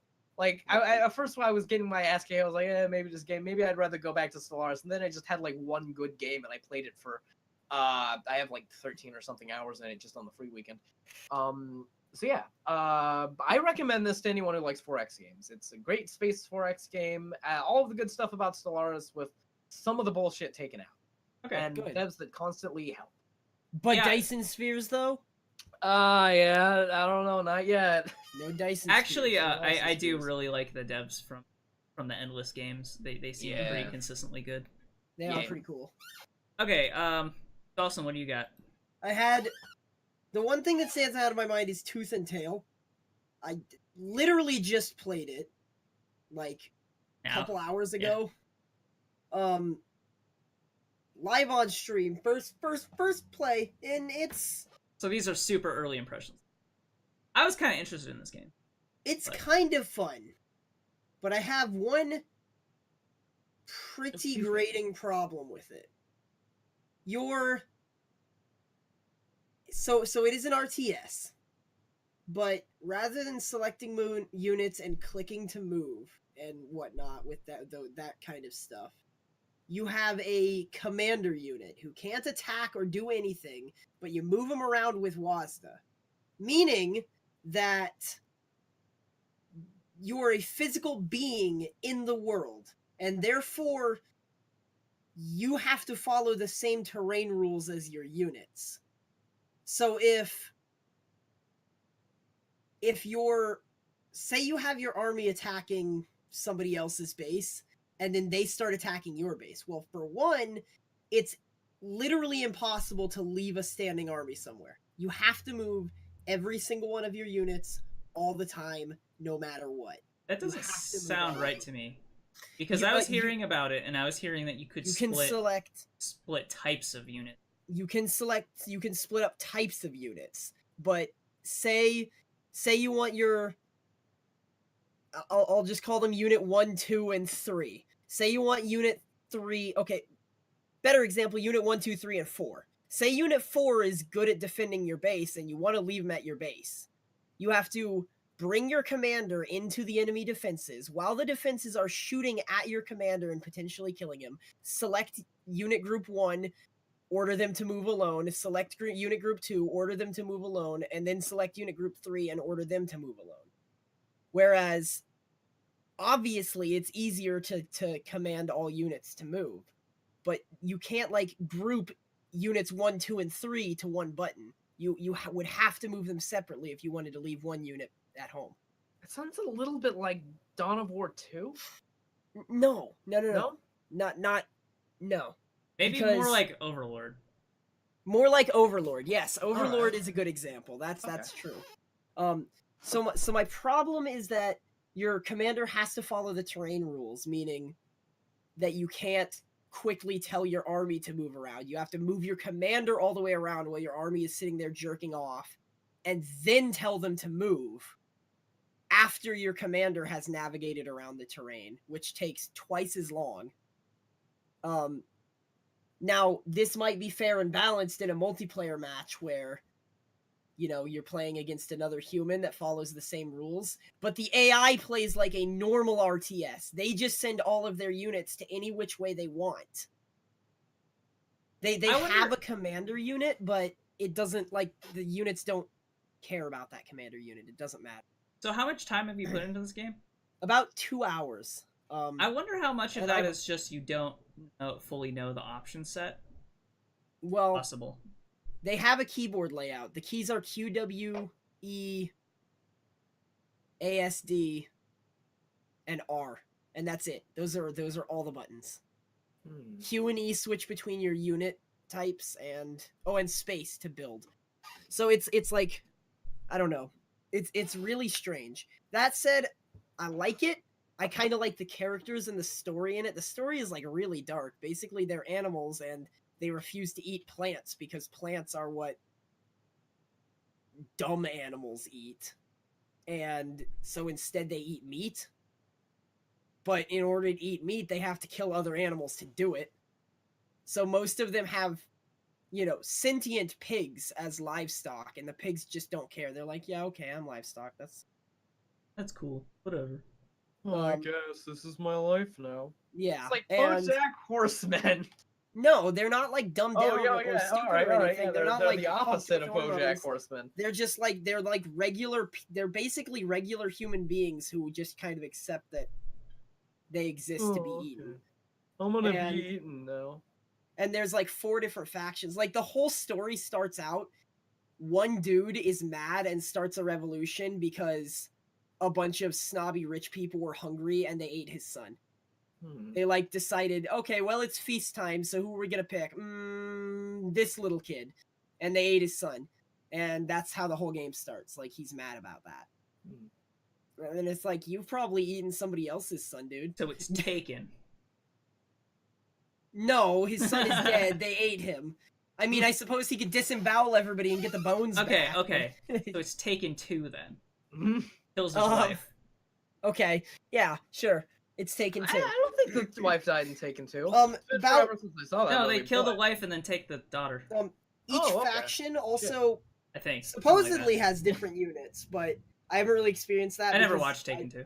I was Oh, playing the okay. story, right?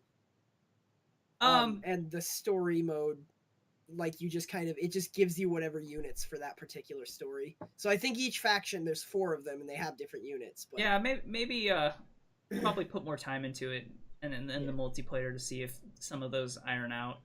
yeah, maybe. Some of those issues iron out. I don't know. Would you recommend it to someone who doesn't like RTS? Because I can't stand RTS, but part of what made it interesting to me was the direct control. It's not like, I don't know. It's Like, let's put it it's this way. relatively- Let's put it this way. I tolerated Pikmin and Overlord way more than I tolerated Like like RTS. StarCraft, for instance. it still has these RTF hangups. Like, you have to Real-time for game. real-time furries. Real-time furry game. Yeah, that's it. RTF. RTF. It still has these hangups. Like, you have to go and expand your base to build more farms, to get more food, to build more warrens. But the problem is everything's so automated that you can't choose to just stop producing a unit. Once you have a warren and a unit dies, it's going to sap away your food to make another unit by itself. Last Gen says they supposedly designed it to be more of an open-ended, lower APM RTS. Yeah, that's the thing.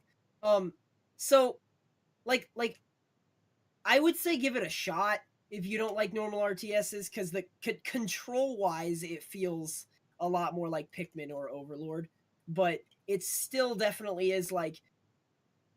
Because that was a lot of For the all issue intents for and me is the purposes. APM stuff, like because you had to absolutely know what you were doing 100% of the time, or you would fall behind. That's one Yeah, of the yeah. things that really bothered me about StarCraft. One of the Yeah. here's Yeah. the biggest thing that makes it similar to an RTS.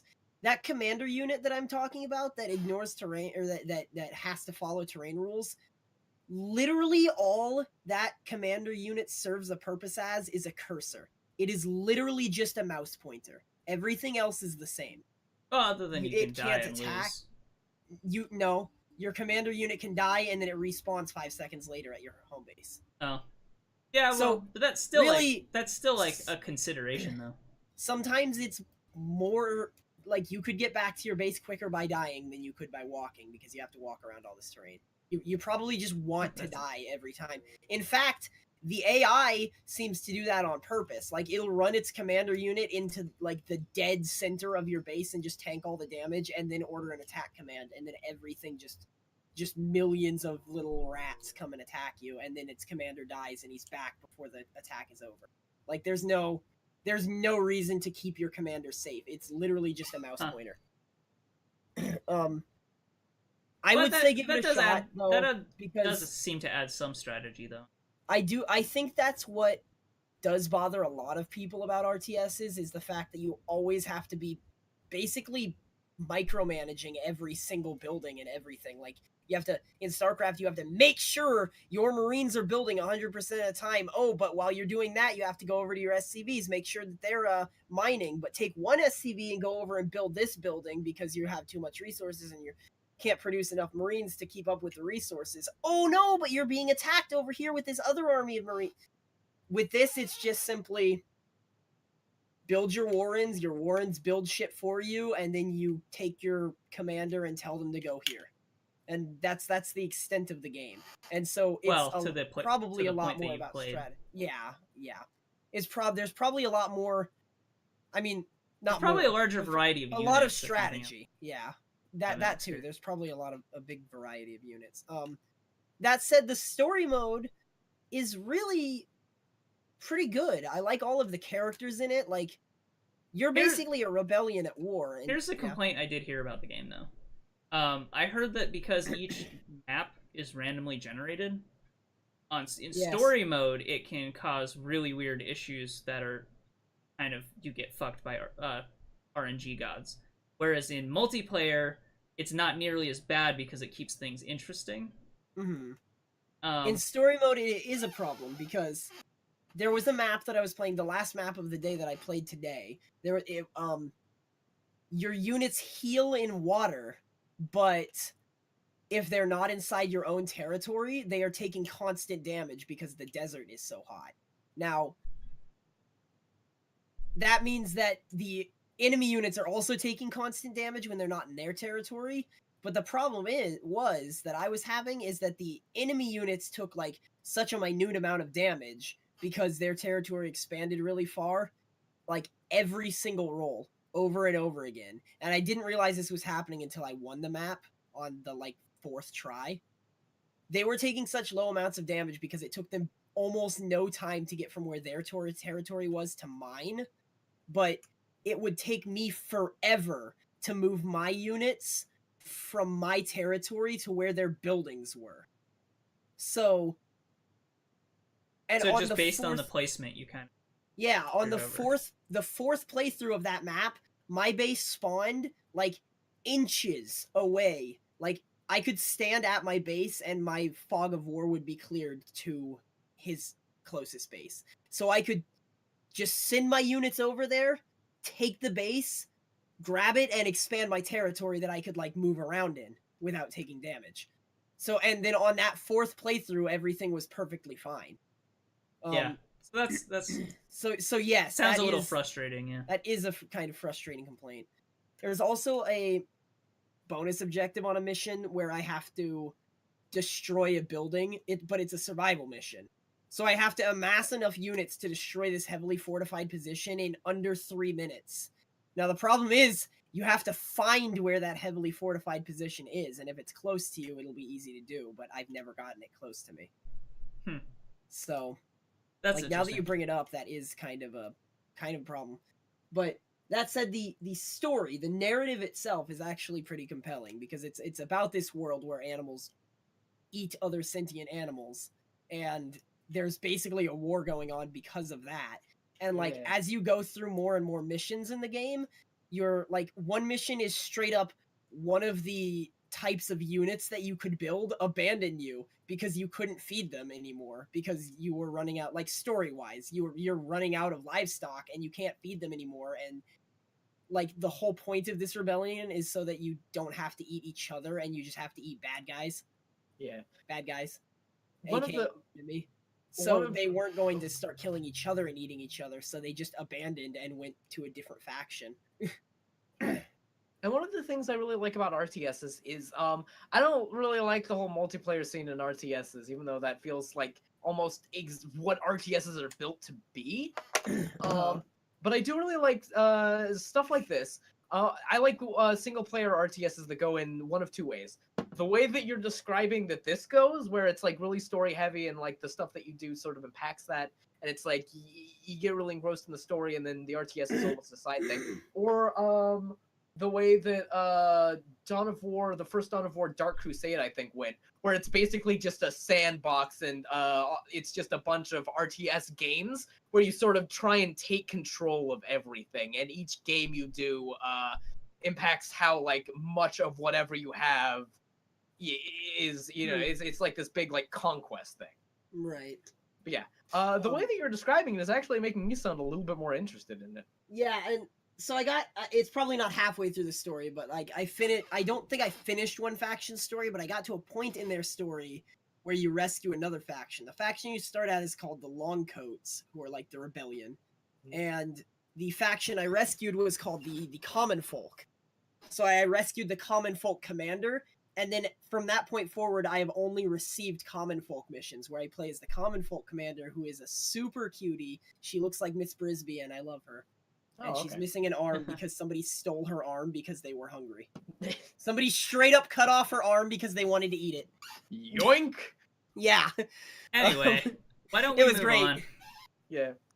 Is there anything else you want to talk about, Dalsson, before we move into Overwatch? I don't think so. I think the only other thing I've played is Diablo 3, which I've already talked to death about. Okay. Well, let's just talk a little bit about Moira in Okay. Overwatch. Little OP, maybe. Maybe a little OP. A lot of people are saying she's OP. Saying you're really fucking good at Moira. Go ahead. So, I was thinking about this more. I don't know if she's actually OP. I think the thing is, her strength is killing people, not healing people. Yeah. So despite being a healer, it feels like you're an offense character that can do healing rather than a healer that can kill people occasionally. So I feel like what happens is if you get a Moira on your team who thinks like a healer, then she'll be useless. But if you get a Moira who thinks as an offensive hero, then she'll be really good. Or at least comparable to other, like, offense heroes, right? Mhm. The first game I played, I went on, like, a 20 kill. And granted, a lot of this is just, like, people have to get used to dealing with the characters. So some of it is that people just need to learn not only how to deal with her, but how to play her. So some of it's hard to judge a character when she just comes out as being overpowered or underpowered, but I think what a lot of people are reacting to when they say she's overpowered is just that they think that she kills people too easily as a healer. Yeah. And I would agree if it weren't for her kind of poor ability to actually heal people. Yeah. That being said, I've also been able to get most healing in a game too, even in a game with 2 healers, so it's not as if she doesn't heal at all. Yeah. It just... You got gold in literally everything in one game. Yeah. Just kind of... Well, everything except for objective time, which I lost right at the end. I was the one with the most objective time. Yeah. I was Winston. So, I think that she might end up being overpowered, but it might end up just be that people have to learn her counters. And I think that one of her biggest counters is Mei. Yeah. Another large counter of hers is another Moira. Yeah. Which is always kind of annoying that, like, the only way to deal with a character is by picking the same character. But Moira's biggest strength is she can kind of escape pretty easily. Or chase. Or chase, right. So if you are chasing another Moira, it kind of comes down to who had the most health at the start of the fight. Right. And when you're fighting, they're kind of like, do you opt to go for extra damage or heal yourself and do damage at the same time? So, I don't know. It's kind of hard to say. Her ultimate is kind of weird in that it both feels really good and ineffective at the same time, a lot of times. You can use it, and this isn't even counting, like, a lot of characters can just stun you right out of it, which is fair enough. Like, there are plenty of ultimates that are like that, but she has a very long period of time where she's ulting, and she does a decent amount of consistent damage as you're staying on someone, but it's not like a normal offensive character's ult that kills people fast. It's like a very, like, you are burning someone. Yeah, it's not like a Pharah ult. You are, like, burning someone down over a period of time, or healing people. And I think what really kind of... It's not or, it's and. Yeah, that's, right. It's like a long... Well, it kind of is or, because... unless you are standing totally in the back of a fight behind everyone, where you are hitting both enemies and allies at the same time, it's really hard to target one or the other. Like, a lot of times you have to sacrifice healing people to deal damage to people. Just because if you're trying to heal someone from behind your team, you can't see who you're shooting at. So it's like, yeah, I can stand behind Reinhardt and heal him while I'm also hurting people. But at the same time, then I can't hardly see people because I'm standing behind Reinhardt. Right. And it is like a laser pointer in front of you. So it's not like you can, like, peek around and, like, it's coming from the right of you so you can sort of aim it while also seeing around things. You are literally, your eyes is where it's shooting at. Right. Kind of like Zarya. Like, it can be hard to tell the range and certain things about Zyra because she's basically shooting a laser pointer. But even then, Zarya's is better because hers is lower to the ground, so you can kind of see above what you're shooting. Right. Whereas hers is like, you're shooting right in front of you.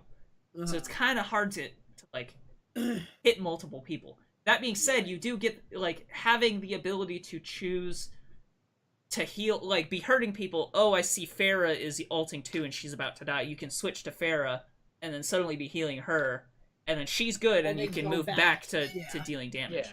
So there is some of that, and if everyone was lined up, you could be piercing all of them. That's also true.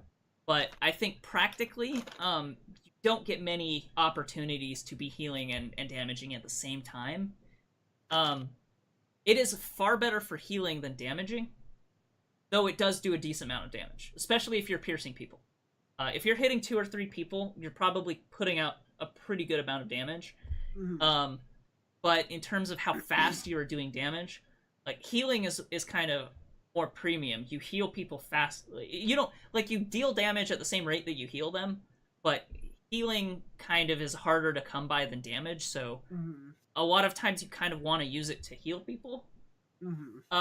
Even though if someone is like gets a really good Reinhardt ult, maybe you want to pop it to kill a bunch of people, like which has happened to me. So, and she's like one of those ultimates that. I was the Reinhardt. It's one of those ultimates where you almost want to just use it every time it's up because the cooldown is low enough that you might as well. Like, it's not like something that you really need to worry about saving. You can kind of just use it anytime it's up. It's not maybe like you want to where you want to make your team invulnerable with it. Maybe you want to use it at the same time someone else is ulting, just because you get that. Like a Zarya ult, it would be amazing with a Zarya ult, for instance. But like or Pharah ult, we have comboed with that. Like we comboed with that multiple times. Like it was yesterday or something. Right. And it just we just were able to melt people. Like you were healing me while they were shooting me. Then when they were mostly dead, you picked off the stragglers. Right. So, like, she has a lot of opportunities with her ultimate, but if you're trying to, like, just be killing people with it, especially just one person, it is a waste. That being said, it lasts, like, 20 seconds or something, so it's it's like a long time. Almost to the extent that, like, you run out of people to shoot because there's, like, everybody dies or scatters, so then there's, like, no one to shoot. I don't know. So, it's hard to... Go ahead. I just wanted to say my whole thoughts on her, but if you're not done, I'll wait. No, I was just kind of gonna wrap up my thoughts, so just go ahead and I'll come back. Okay. So, I hate Moira. I hate her. I wanted to like. I played her once, and that has nothing to do with why I don't like her. The reason that I don't like Moira is for the exact same reason that I don't like bad Annas. I'm not saying that bad Moiras make me hate her. I think that Moira is like this by design. But bad Annas will play Anna like a sniper and try to deal as much damage as they can to the enemy, and they won't heal you. A good Anna will be healing you almost constantly because she's basically heals faster than Mercy. Moira is, for all intents and purposes, an offense hero that can just kind of heal, like you said. So she'll be out there in the thick of things, probably as the only healer, because everybody just wanted to play Moira, and otherwise they're going to play. Well, it depends the context you're playing in. If you're playing in quick play, people might care less. But if you're playing in ranked, generally people try to pick 2 healers. That's true. Yes, I agree. But there were like 3 solid games in a row where Moira was my only healer. I was playing various Reinhardt. Tanks.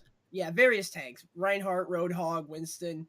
Even with Roadhog's healing, I could not keep up with the amount of damage that the enemy team was doing to me when Moira was flat out 4 miles away from me. There has to be another healer if there is Moira.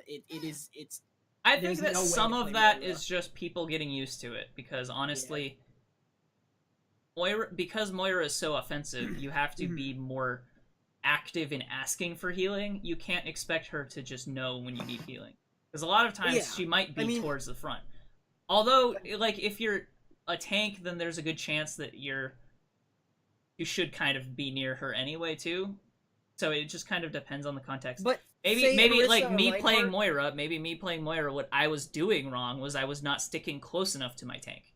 That is maybe potentially what the problem was. So and I noticed it when you were doing it because I'd be at like 38 health and standing there with my shield up for like 4 minutes and you were killing 7 people and it didn't really matter. I wound up dying, but their whole team dead. So who cares? But when other people were doing it too, like it wasn't just you. It wasn't like you were playing Moira strangely. It was every Moira that I saw was basically playing her as an offense. but and again, what I I'm had- saying, well, I feel Yeah, like it might I feel just like be people no, getting used because to it. I was seeing Moiras who were trying to be healers that were ineffective. Yeah. But that too. I think that Well, yeah, that's the other thing. Like she has to be offensive, so she can't be. I don't know though. Like I think that it might just be part of the learning curve of her, because I feel like when you play Moira, it's really easy to like get into this mindset of wanting to kill people, which is weird for a healer.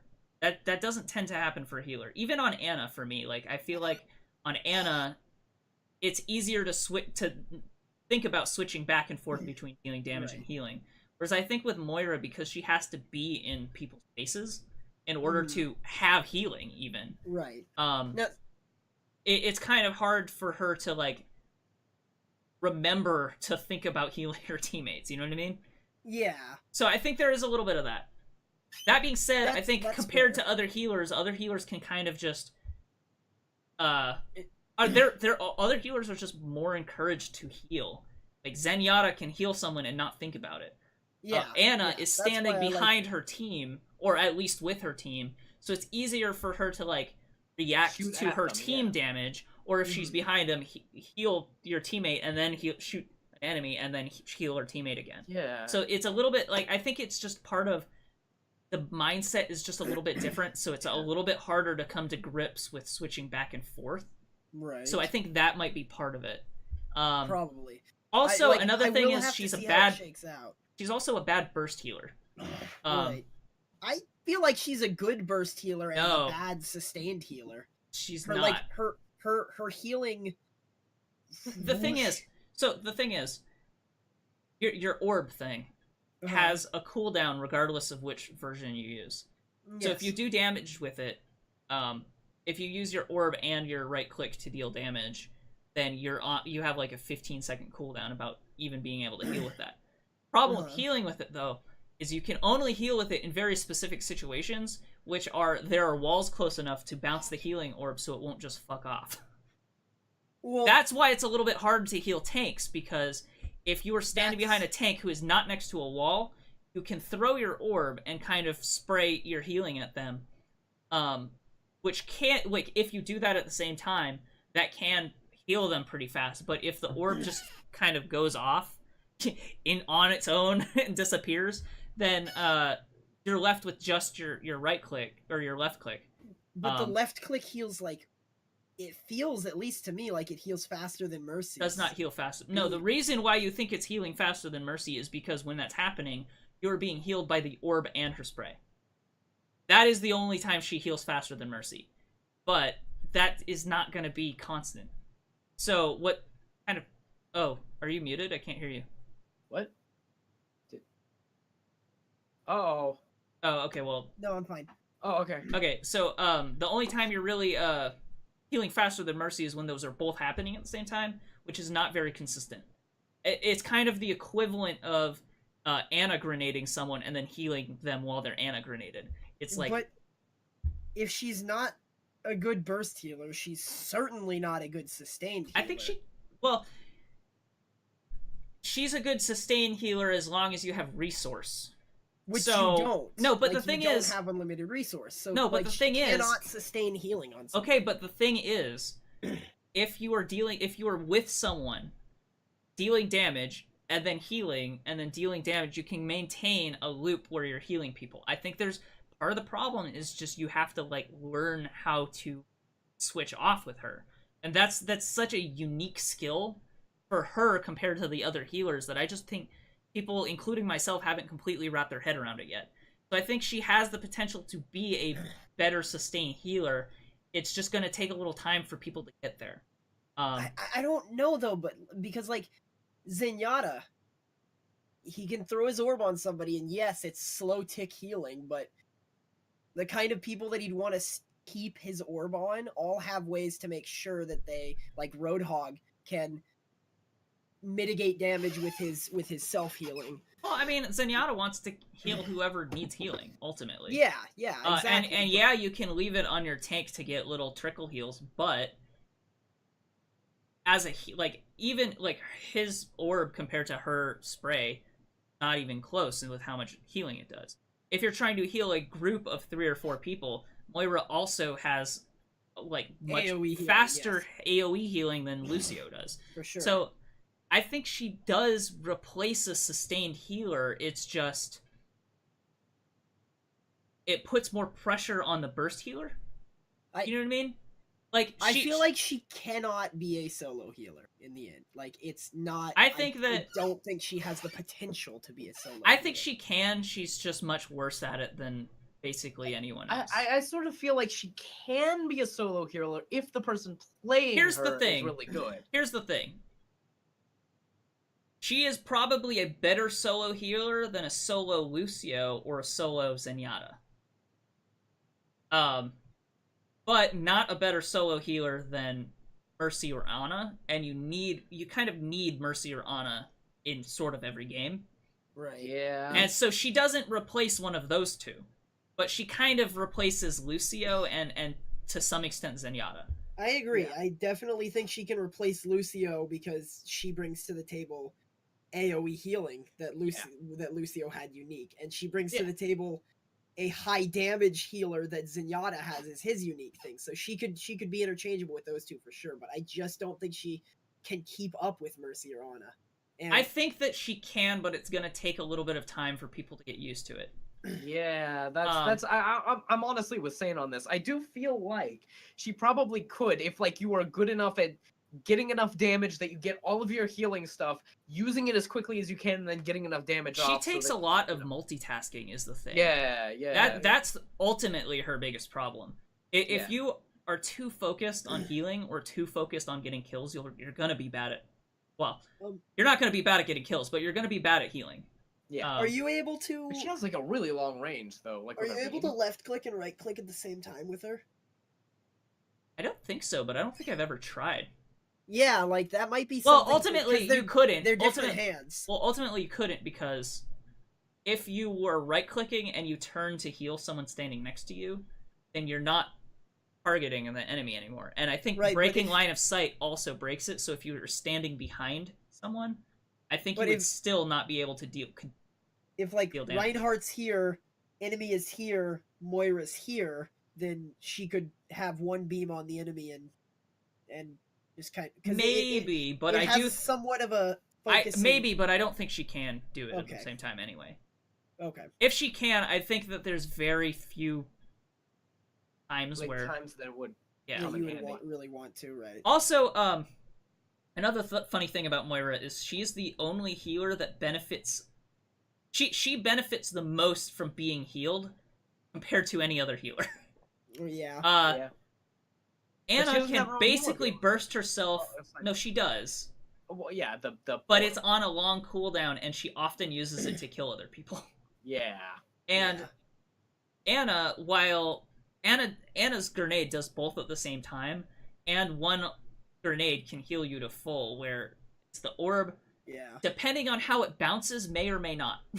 Yeah. A lot of times... Zenyatta is mostly shields, so he's lot of times when I was playing Moira, what I had to do was, look at a wall, so I could have a, direct angle, so I could bounce it, so it'll bounce back and forth while I'm standing there. That's the kind of stuff you have to think about when you're playing Moira, which is kind of weird. Yeah. You have to think about maximizing the amount of time your orb is in one space. So you have to think about corners so you can bounce it in corners so it stays there longer. It's kind of weird how you have to think about that. And it's funny because they talk about one of her new achievements is called Simple Trigonometry, which is kind of a joke off of Hanzo's Simple Geometry, which it kind of actually works in that Hanzo thinks about one point so he can bounce off a scatter arrow, whereas she has to think about multiple points so she can bounce it in a way that'll keep it in an area longer. So it is Yeah. kind of funny that it sort of works, right? Right. That being said, I think Blizzard should let her stay as powerful as she is for a little while, because I think that she, compared to the other healers, has the longest learning curve of all of them. Right. That I don't know if she's going to be that disruptive to the meta, though. Right. And I kind of never expected her to be. But I don't know. That being said, she's really good with Zarya. She'd be really good with Zarya and, like, Reaper. Oh man, she would be Yeah. amazing with Reaper. Because She you could probably you would could be heal better with- you could heal Reaper through his ultimate while also helping damaging other people. You know, I figure she probably would be better with, like, the way that I normally play Reinhardt. I was just, in those other games, I was doing so bad that I was trying to play Reinhardt like a... She A works shield. better with people who are aggressive, I think. Right. I think Because- when you're playing Moira, you also have to kind of keep in mind who's around you, which is different. Mhm. Like if you're fighting 2 or 3 people, like 1 on 2 or 3, which she totally can do, which is crazy, but she can totally do that. You have to like if you were outnumbered, you want to shoot your damage orb. Mhm. Unless you're kind of low health, and then you want to shoot your healing orb so that it'll bounce near you while you're also doing damage.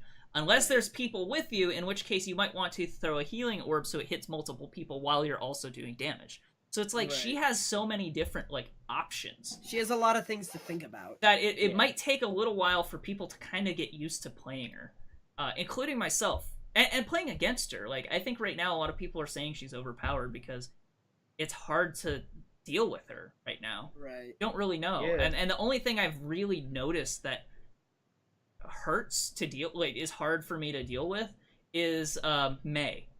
And even then, if you are good enough to kind of time her freezing stuff, you might be able to shift out of it. Right. So if yeah. it's up and she starts to freeze you, you can use shift to just take off. So Yeah.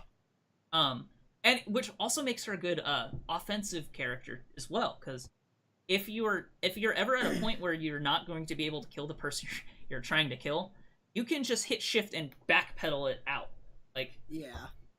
or jump over Really a wall, fast. and it's a pretty decent distance too. It's also invisibility. It's not like Reaper. Like with Reaper, you can do that, but they can just follow you. So if you don't get to a health pack, they might kill you anyway. I think the bigger issue, Reaper, is that he moves slowly. Yeah. I think even if she was visible, the fact that she moves so quick would still be a problem. So Right. I don't know. I like her. I think she's a really interesting addition to Overwatch. Oh, another character who's really good against her is Doomfist. Oh yeah. But that's because she does sustained damage in the same way she does Mhm. sustained healing, kind of, Mm. and that you kind of need to melt people down over time.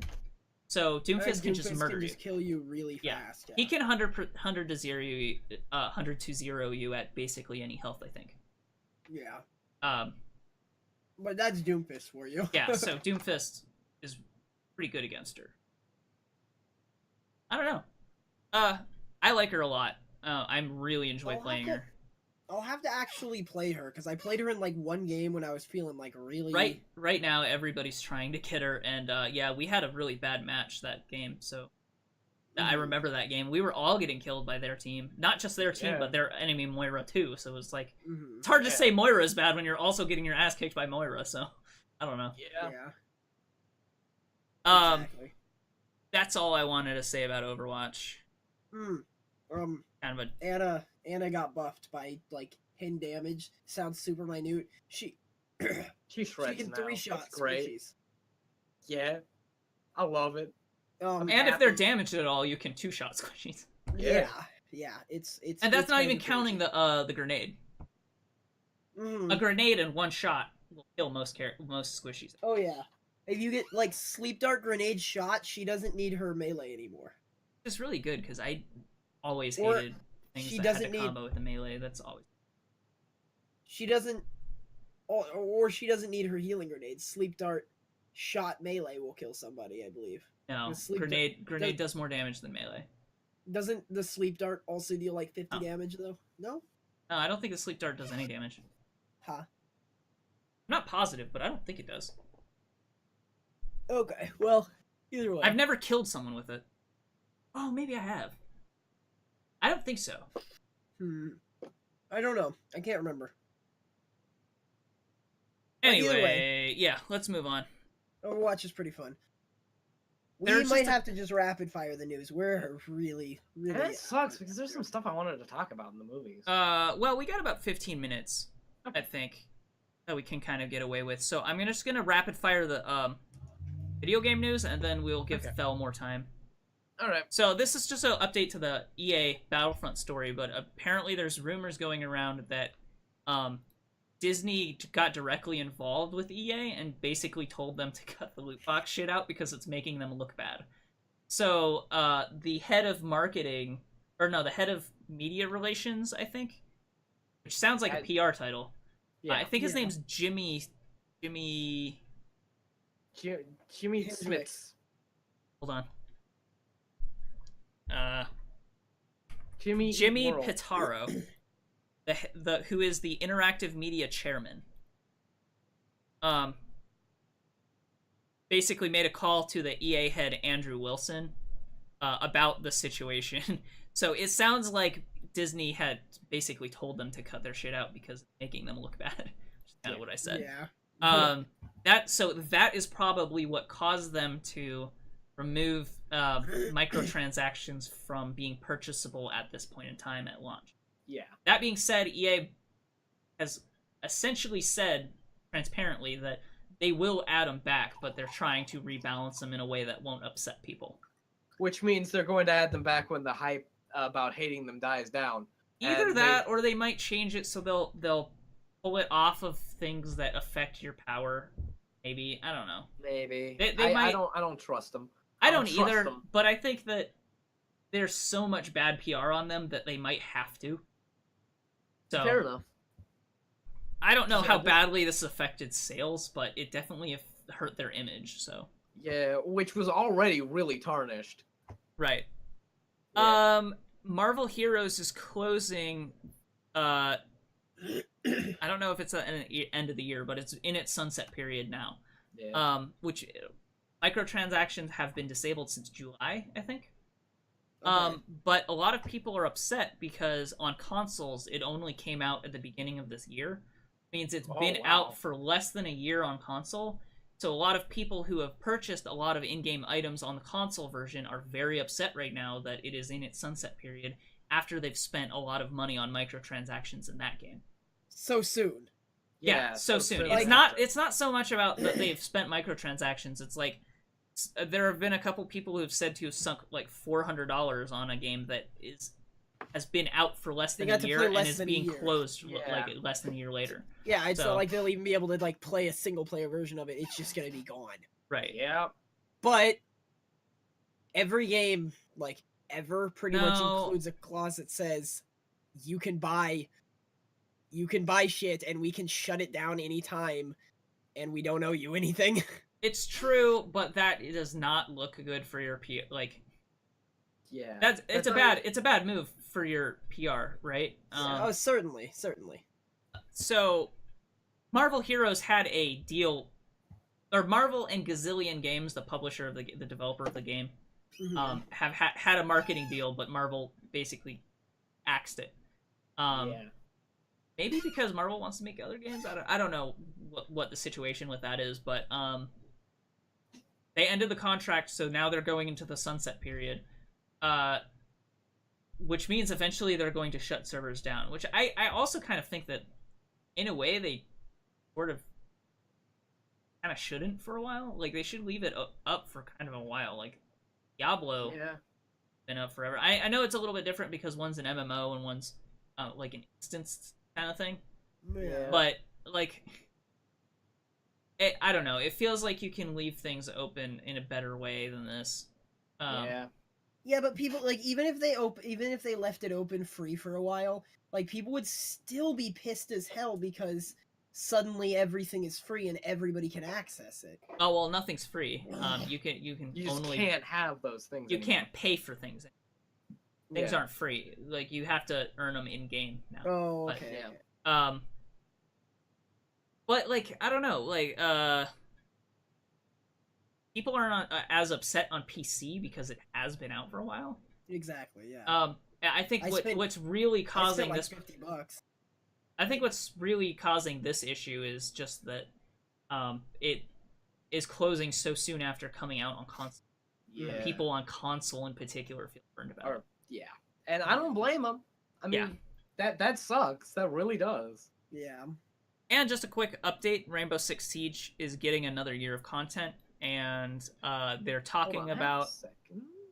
They're also talking about updating friendly fire and casual matches because there are a lot of reefers and stuff on casual matches who just will connect and kill everyone on your own team. It sounds like they're going to leave things the same on competitive and ranked matches, but it seems like that's a change that they're putting out on a casual, if nothing else. Okay. You ready to move into movie stories, though? Okay, so what I'm going to go through really quickly, this is something I wanted to talk about with Logan Lucky, and I put it in the movie story so I wouldn't forget it, but I forgot it anyway. When I watched Logan Lucky, I thought, wow, a lot of the writing in this is really good and really, really funny. I'm going to look up who the writer is. Rebecca Blunt, I've never heard of her. So I looked her up on IMDb. And IMDb says she doesn't exist. I don't mean that she doesn't have an IMDb page. I mean that the page she has on IMDb says that she does not exist.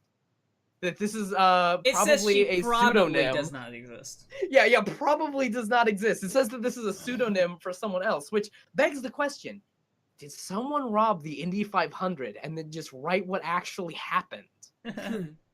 Which, this is the fucking mystery of the century, and I really want to see where this goes. But I'm just putting that down there. I don't know who wrote this movie. Rebecca Blunt isn't a real human being, probably, and this is just incredibly interesting. So, this next thing's the thing that I was going to talk about for a little while. Take 10, take fucking 20. This is going to take a minute. So, something incredible happened. Something unfucking believable happened recently.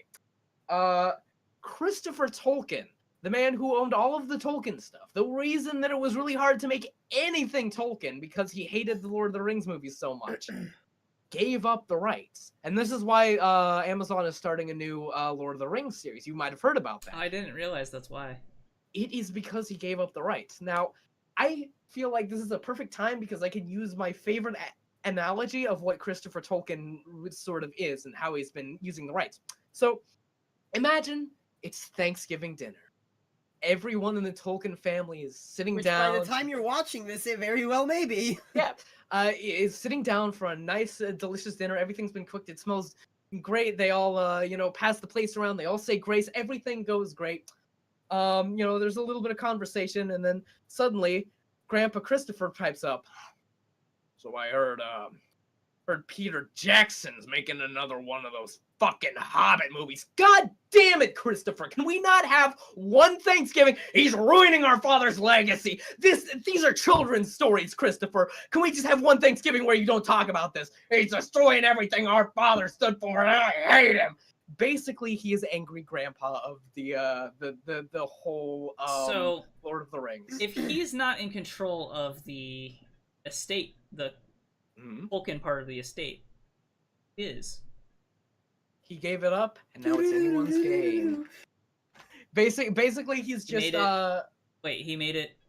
I don't think he made it public domain, but I think he might have passed it down to one of his sons or grandsons, who all of the rest of his family are a lot less crazy. Like, I don't remember. I remember it was something like he excommunicated his son because his son was like, I don't know, I like the Lord of the Rings movies. They were pretty good.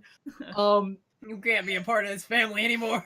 Yeah, you can't be a part. He's the only one, though. He's the only one who's a goddamn nutcase. And he is the one who, I would say wrote, but more compiled the notes to make the Silmarillion and also Children of Húrin, which are two sort of first-age Tolkien stories, and he sort of gave us that, the Bible of Tolkien, what happened previously. He compiled all of that and gave us the entirety of the first age as we know it. And gave up everything. So Amazon is making a new Lord of the Rings series, which I am not excited for at all. I am actually anti-excited for. Why? First off, we have a good one. We have I love the Peter Jackson movies. I'm a huge Tolkien head, and I'm sort of separated because I do also love the Peter Jackson movies. They did cut a bunch of stuff, specifically. Oh, what's his name? Shit, the one elf that's really really Can you important. do me a favor Yes? and never say the words Tolkien head again? No. They did cut a bunch of stuff out that a lot of people were pissed about, and she sort of did make them into a little bit more actiony than they were, and that was Chrissy Tolkien's big problem with them. That they look to the halls of their fathers than the lives of their own sons, man. Yeah, it just says other members of the Tolkien estate. That's all it says. Yeah, so, and those guys are definitely willing. I'm not excited for the Amazon series because, okay, Amazon hasn't made any, like, good series. Name one Amazon series. The Nazi one. That one's actually pretty good. The Towers. The Man in the High Castle. Man in High Castle. That's actually pretty good. Okay, all right. So there's one. That's literally the only one I can think of, though. Yeah. And They had The Tick. Is The Tick any good? I haven't actually watched it. Apparently. But here's the thing. I don't, for most of what I've seen of Man in the High Castle and even The Tick, they look really, really, really like sort of almost low budget. They look like they look like they were made for network television, which is like No, if you not compare Man to, in the like, High Castle. Man in the High Oh, Castle really? definitely looks. It looks expensive. Okay. I don't know. And It looks very serious. Actually, Man in the High Castle is a weird anomaly to me because it feels like it's like the way that it's shot almost feels like, and paced and everything feels like these. I don't know. Okay.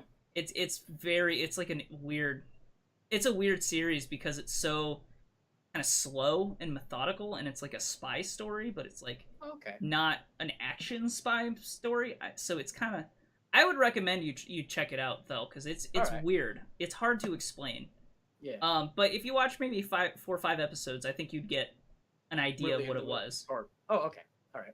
And that is true. There is the Tick series, which I have seen a little bit like scenes of that, and that looks like a sort of a network television show. But I mean, That it's The one Tick, looks so more like that's fine. that one looks more like a network television show just Yeah. from the previews and commercials I've seen. Yeah, and another reason that I'm not super excited for this is because I know exactly why they're making it. They're making it because this is the perfect thing to sort of bring them into popularity because of the popularity of Game of Thrones. Yeah, it's the perfect timing to steal all of the Game of Thrones audience. Yeah, because I mean that's ending. Time to jump on that. So I'm not super excited. Maybe it might be good. Go, It might be good. Yeah. I'll give it a shot because there is a lot. There's a lot that they could go into in a Lord of the Rings Yeah. series that they didn't go into in the movies. So But here's another thing. Because of the fact that Christopher Tolkien doesn't make it, and I was making a joke. I think it was like talking with Flash Jan or Megan or something about this. I was making just do the Silmarillion, just do the Silmarillion. Nah, they can't. I know they can't do that because Christopher Tolkien won't let him do that. He doesn't own it anymore. They could have just done the fucking Silmarillion. They could do fucking anything with the Silmarillion. That shit's written like the goddamn Bible. we don't know anything about it, so it just that it is. Yeah. Lord of the Rings related, right? No, that it's going to be a Lord of the Rings series. Like Lord of the Rings specifically takes place in the Third Age. Silmarillion is like the origin story. First Age shit. Meaning the Lord of the Rings, the Fellowship of the Rings / the Two Towers / the Return of the King. The Lord of the Rings. Yeah. I don't know though, because I feel like even if you talk about The Hobbit, we'll still think of that as Lord of the Rings, even though it's not. Mm-hmm. So I feel like you could probably make the argument that a layman might just say, Oh yeah, the Lord of the Rings, The Hobbit. Yeah. Yeah. So, I do see exactly where you're coming from. So but I'm pretty maybe sure I think there is some Lord of the potential for it Rings. to change, but I do think it probably is just the Fellowship Ring and onward because Yeah. that'd be easy. Yeah, Right? that'd be easy, and that's also the stuff that that's the stuff that people know, and that's the stuff that will really grab the Game of Thrones people. And That the being stuff that they said- can do more more than the Peter Jackson movies could do, even though the Peter Jackson movies are like 4 hours each. Yeah. That being said, I think that there is potential for them to get someone who cares enough about property that they might try to do it justice anyway. Yeah, and I do agree that is absolutely possible. Like, you know, I will do an endless amount of shit talking about. It really depends on like who Amazon tries to tap for this. Yeah. In terms of writers and showrunners. So I guess we'll find out. It's easy to be pessimistic at this point about it, but I think that we just know so little about it at this point in time that I feel like a lot could change. I don't even think they have like writers and showrunners slated. I don't think so either. I think they're just like, hey, we got the rights to do Lord of the Rings, so awesome. We're gonna do it. But yeah, here the one of the things is like and if they do go into more stuff, that'd be great. Honestly, one of the things that a lot of people complained about in the Hobbit movies, because they weren't actually in the Hobbit book, was that I really liked was all of the White Council stuff. Because that stuff did happen. It just wasn't in the Hobbit book. In fact, in the Hobbit, you're reading it and it's like, Gandalf fucked off. Where did he go? It's not part of this story. You can read about it somewhere else, some later time. Legitimately, that's what it said. Flashgen says there's been mention that the series is before the Lord of the Rings books. Oh, really? Which would put it between The Hobbit and Lord of the Rings, unless he means it includes The Hobbit, way which before. way before. Or at least 2 generations before. And then if it is the Silmarillion, it's like hundreds and hundreds and hundreds right. of years before. Or maybe it's just the Second Age, like when Sauron first ruled. I don't know what the hell they're gonna do with this crap.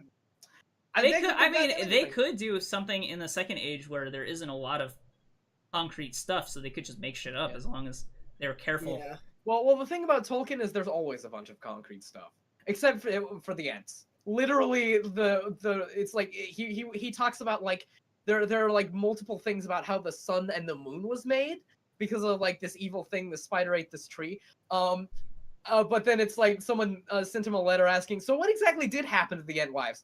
It was like, oh, fuck, I completely forgot. I forgot to write that. Deforestation. Damon Lindelof did that.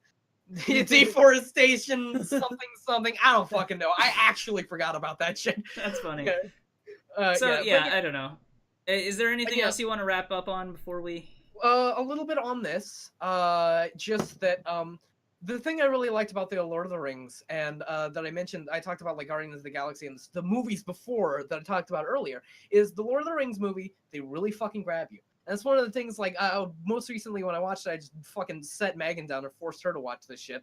I was like, this is, I really like these movies because when you get to the end of them, holy shit, it is like a wave of goddamn emotions. It is ups and fucking downs for like the last like hour of the movie, the Return of the King. It is goddamn beautiful. I fucking love those movies.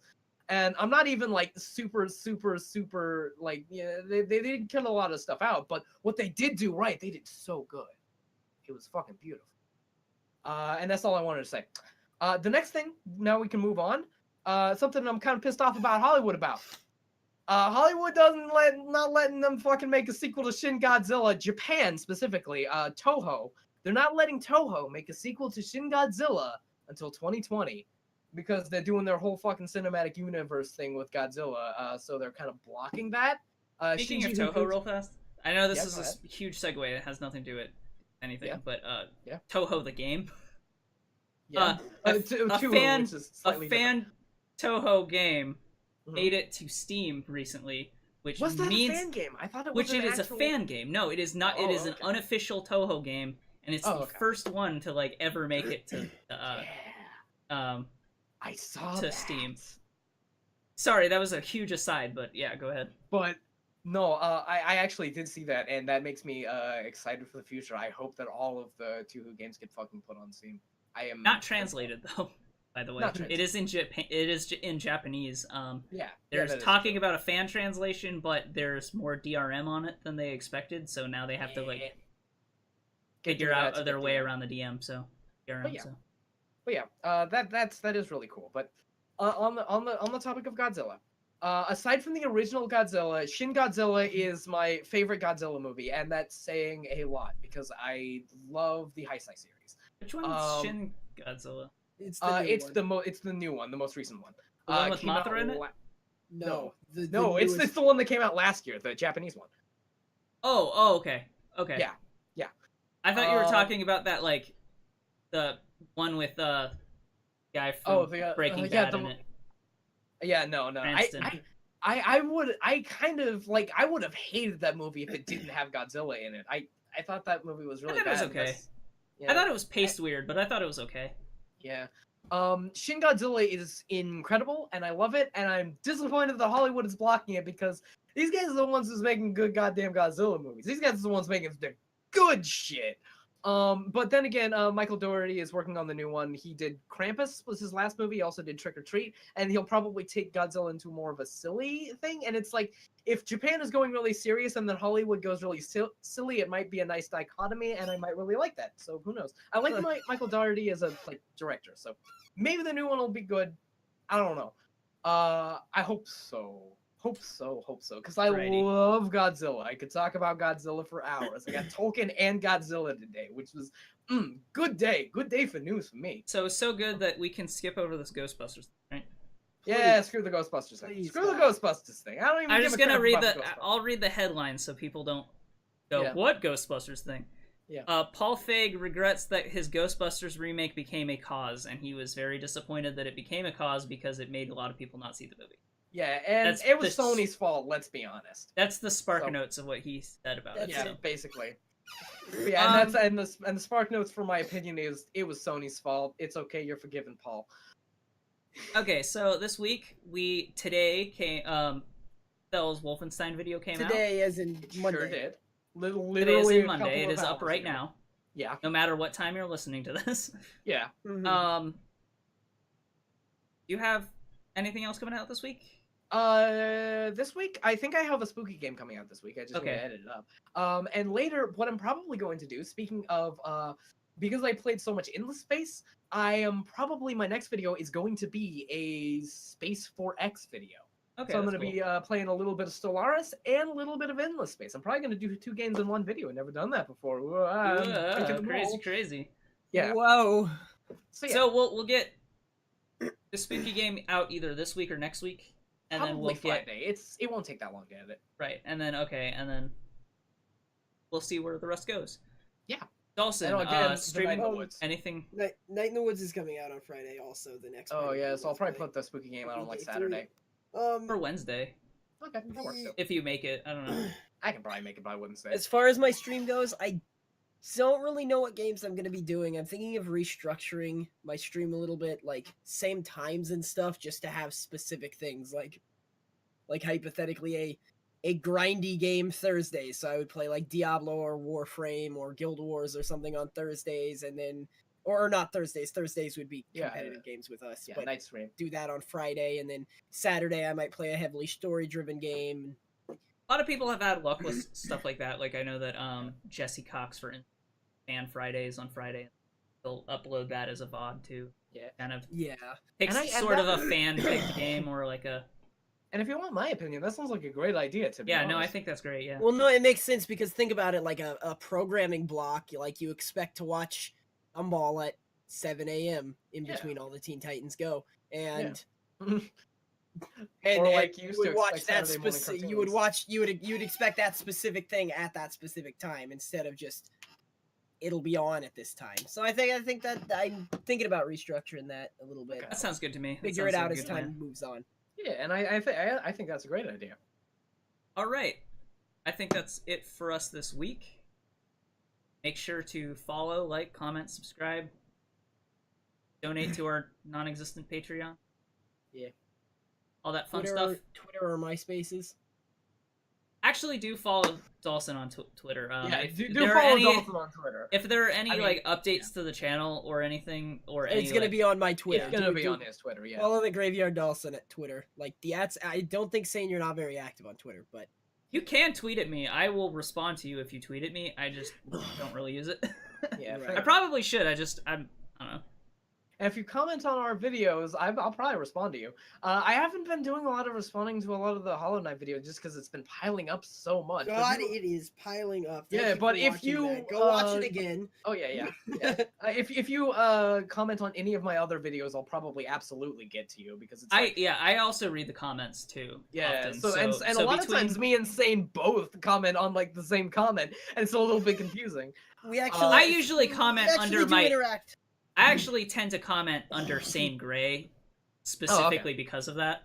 Oh, okay. Yeah. Or at least I try to. I might forget sometimes, but the point is we actually do read the comments, pay attention and stuff. So you expect to hear like, comment, and subscribe, but really do comment. It does really help us. But yeah, we say it jokingly because everybody says it, but really. But no, legitimately, do. we're really low down, and every comment matters.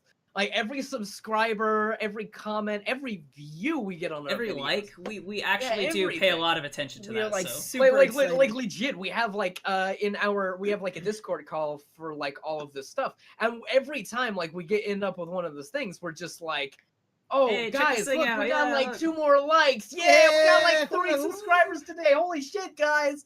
It's great, you know. Okay, so that finishes off for today. Yeah. We'll be back next week at the same time. But we did forget the most important thing. Same bad time, Stay same bad beautiful. channel. On that too. Okay. Stay beautiful. Stay beautiful. Stay beautiful. Check you guys later.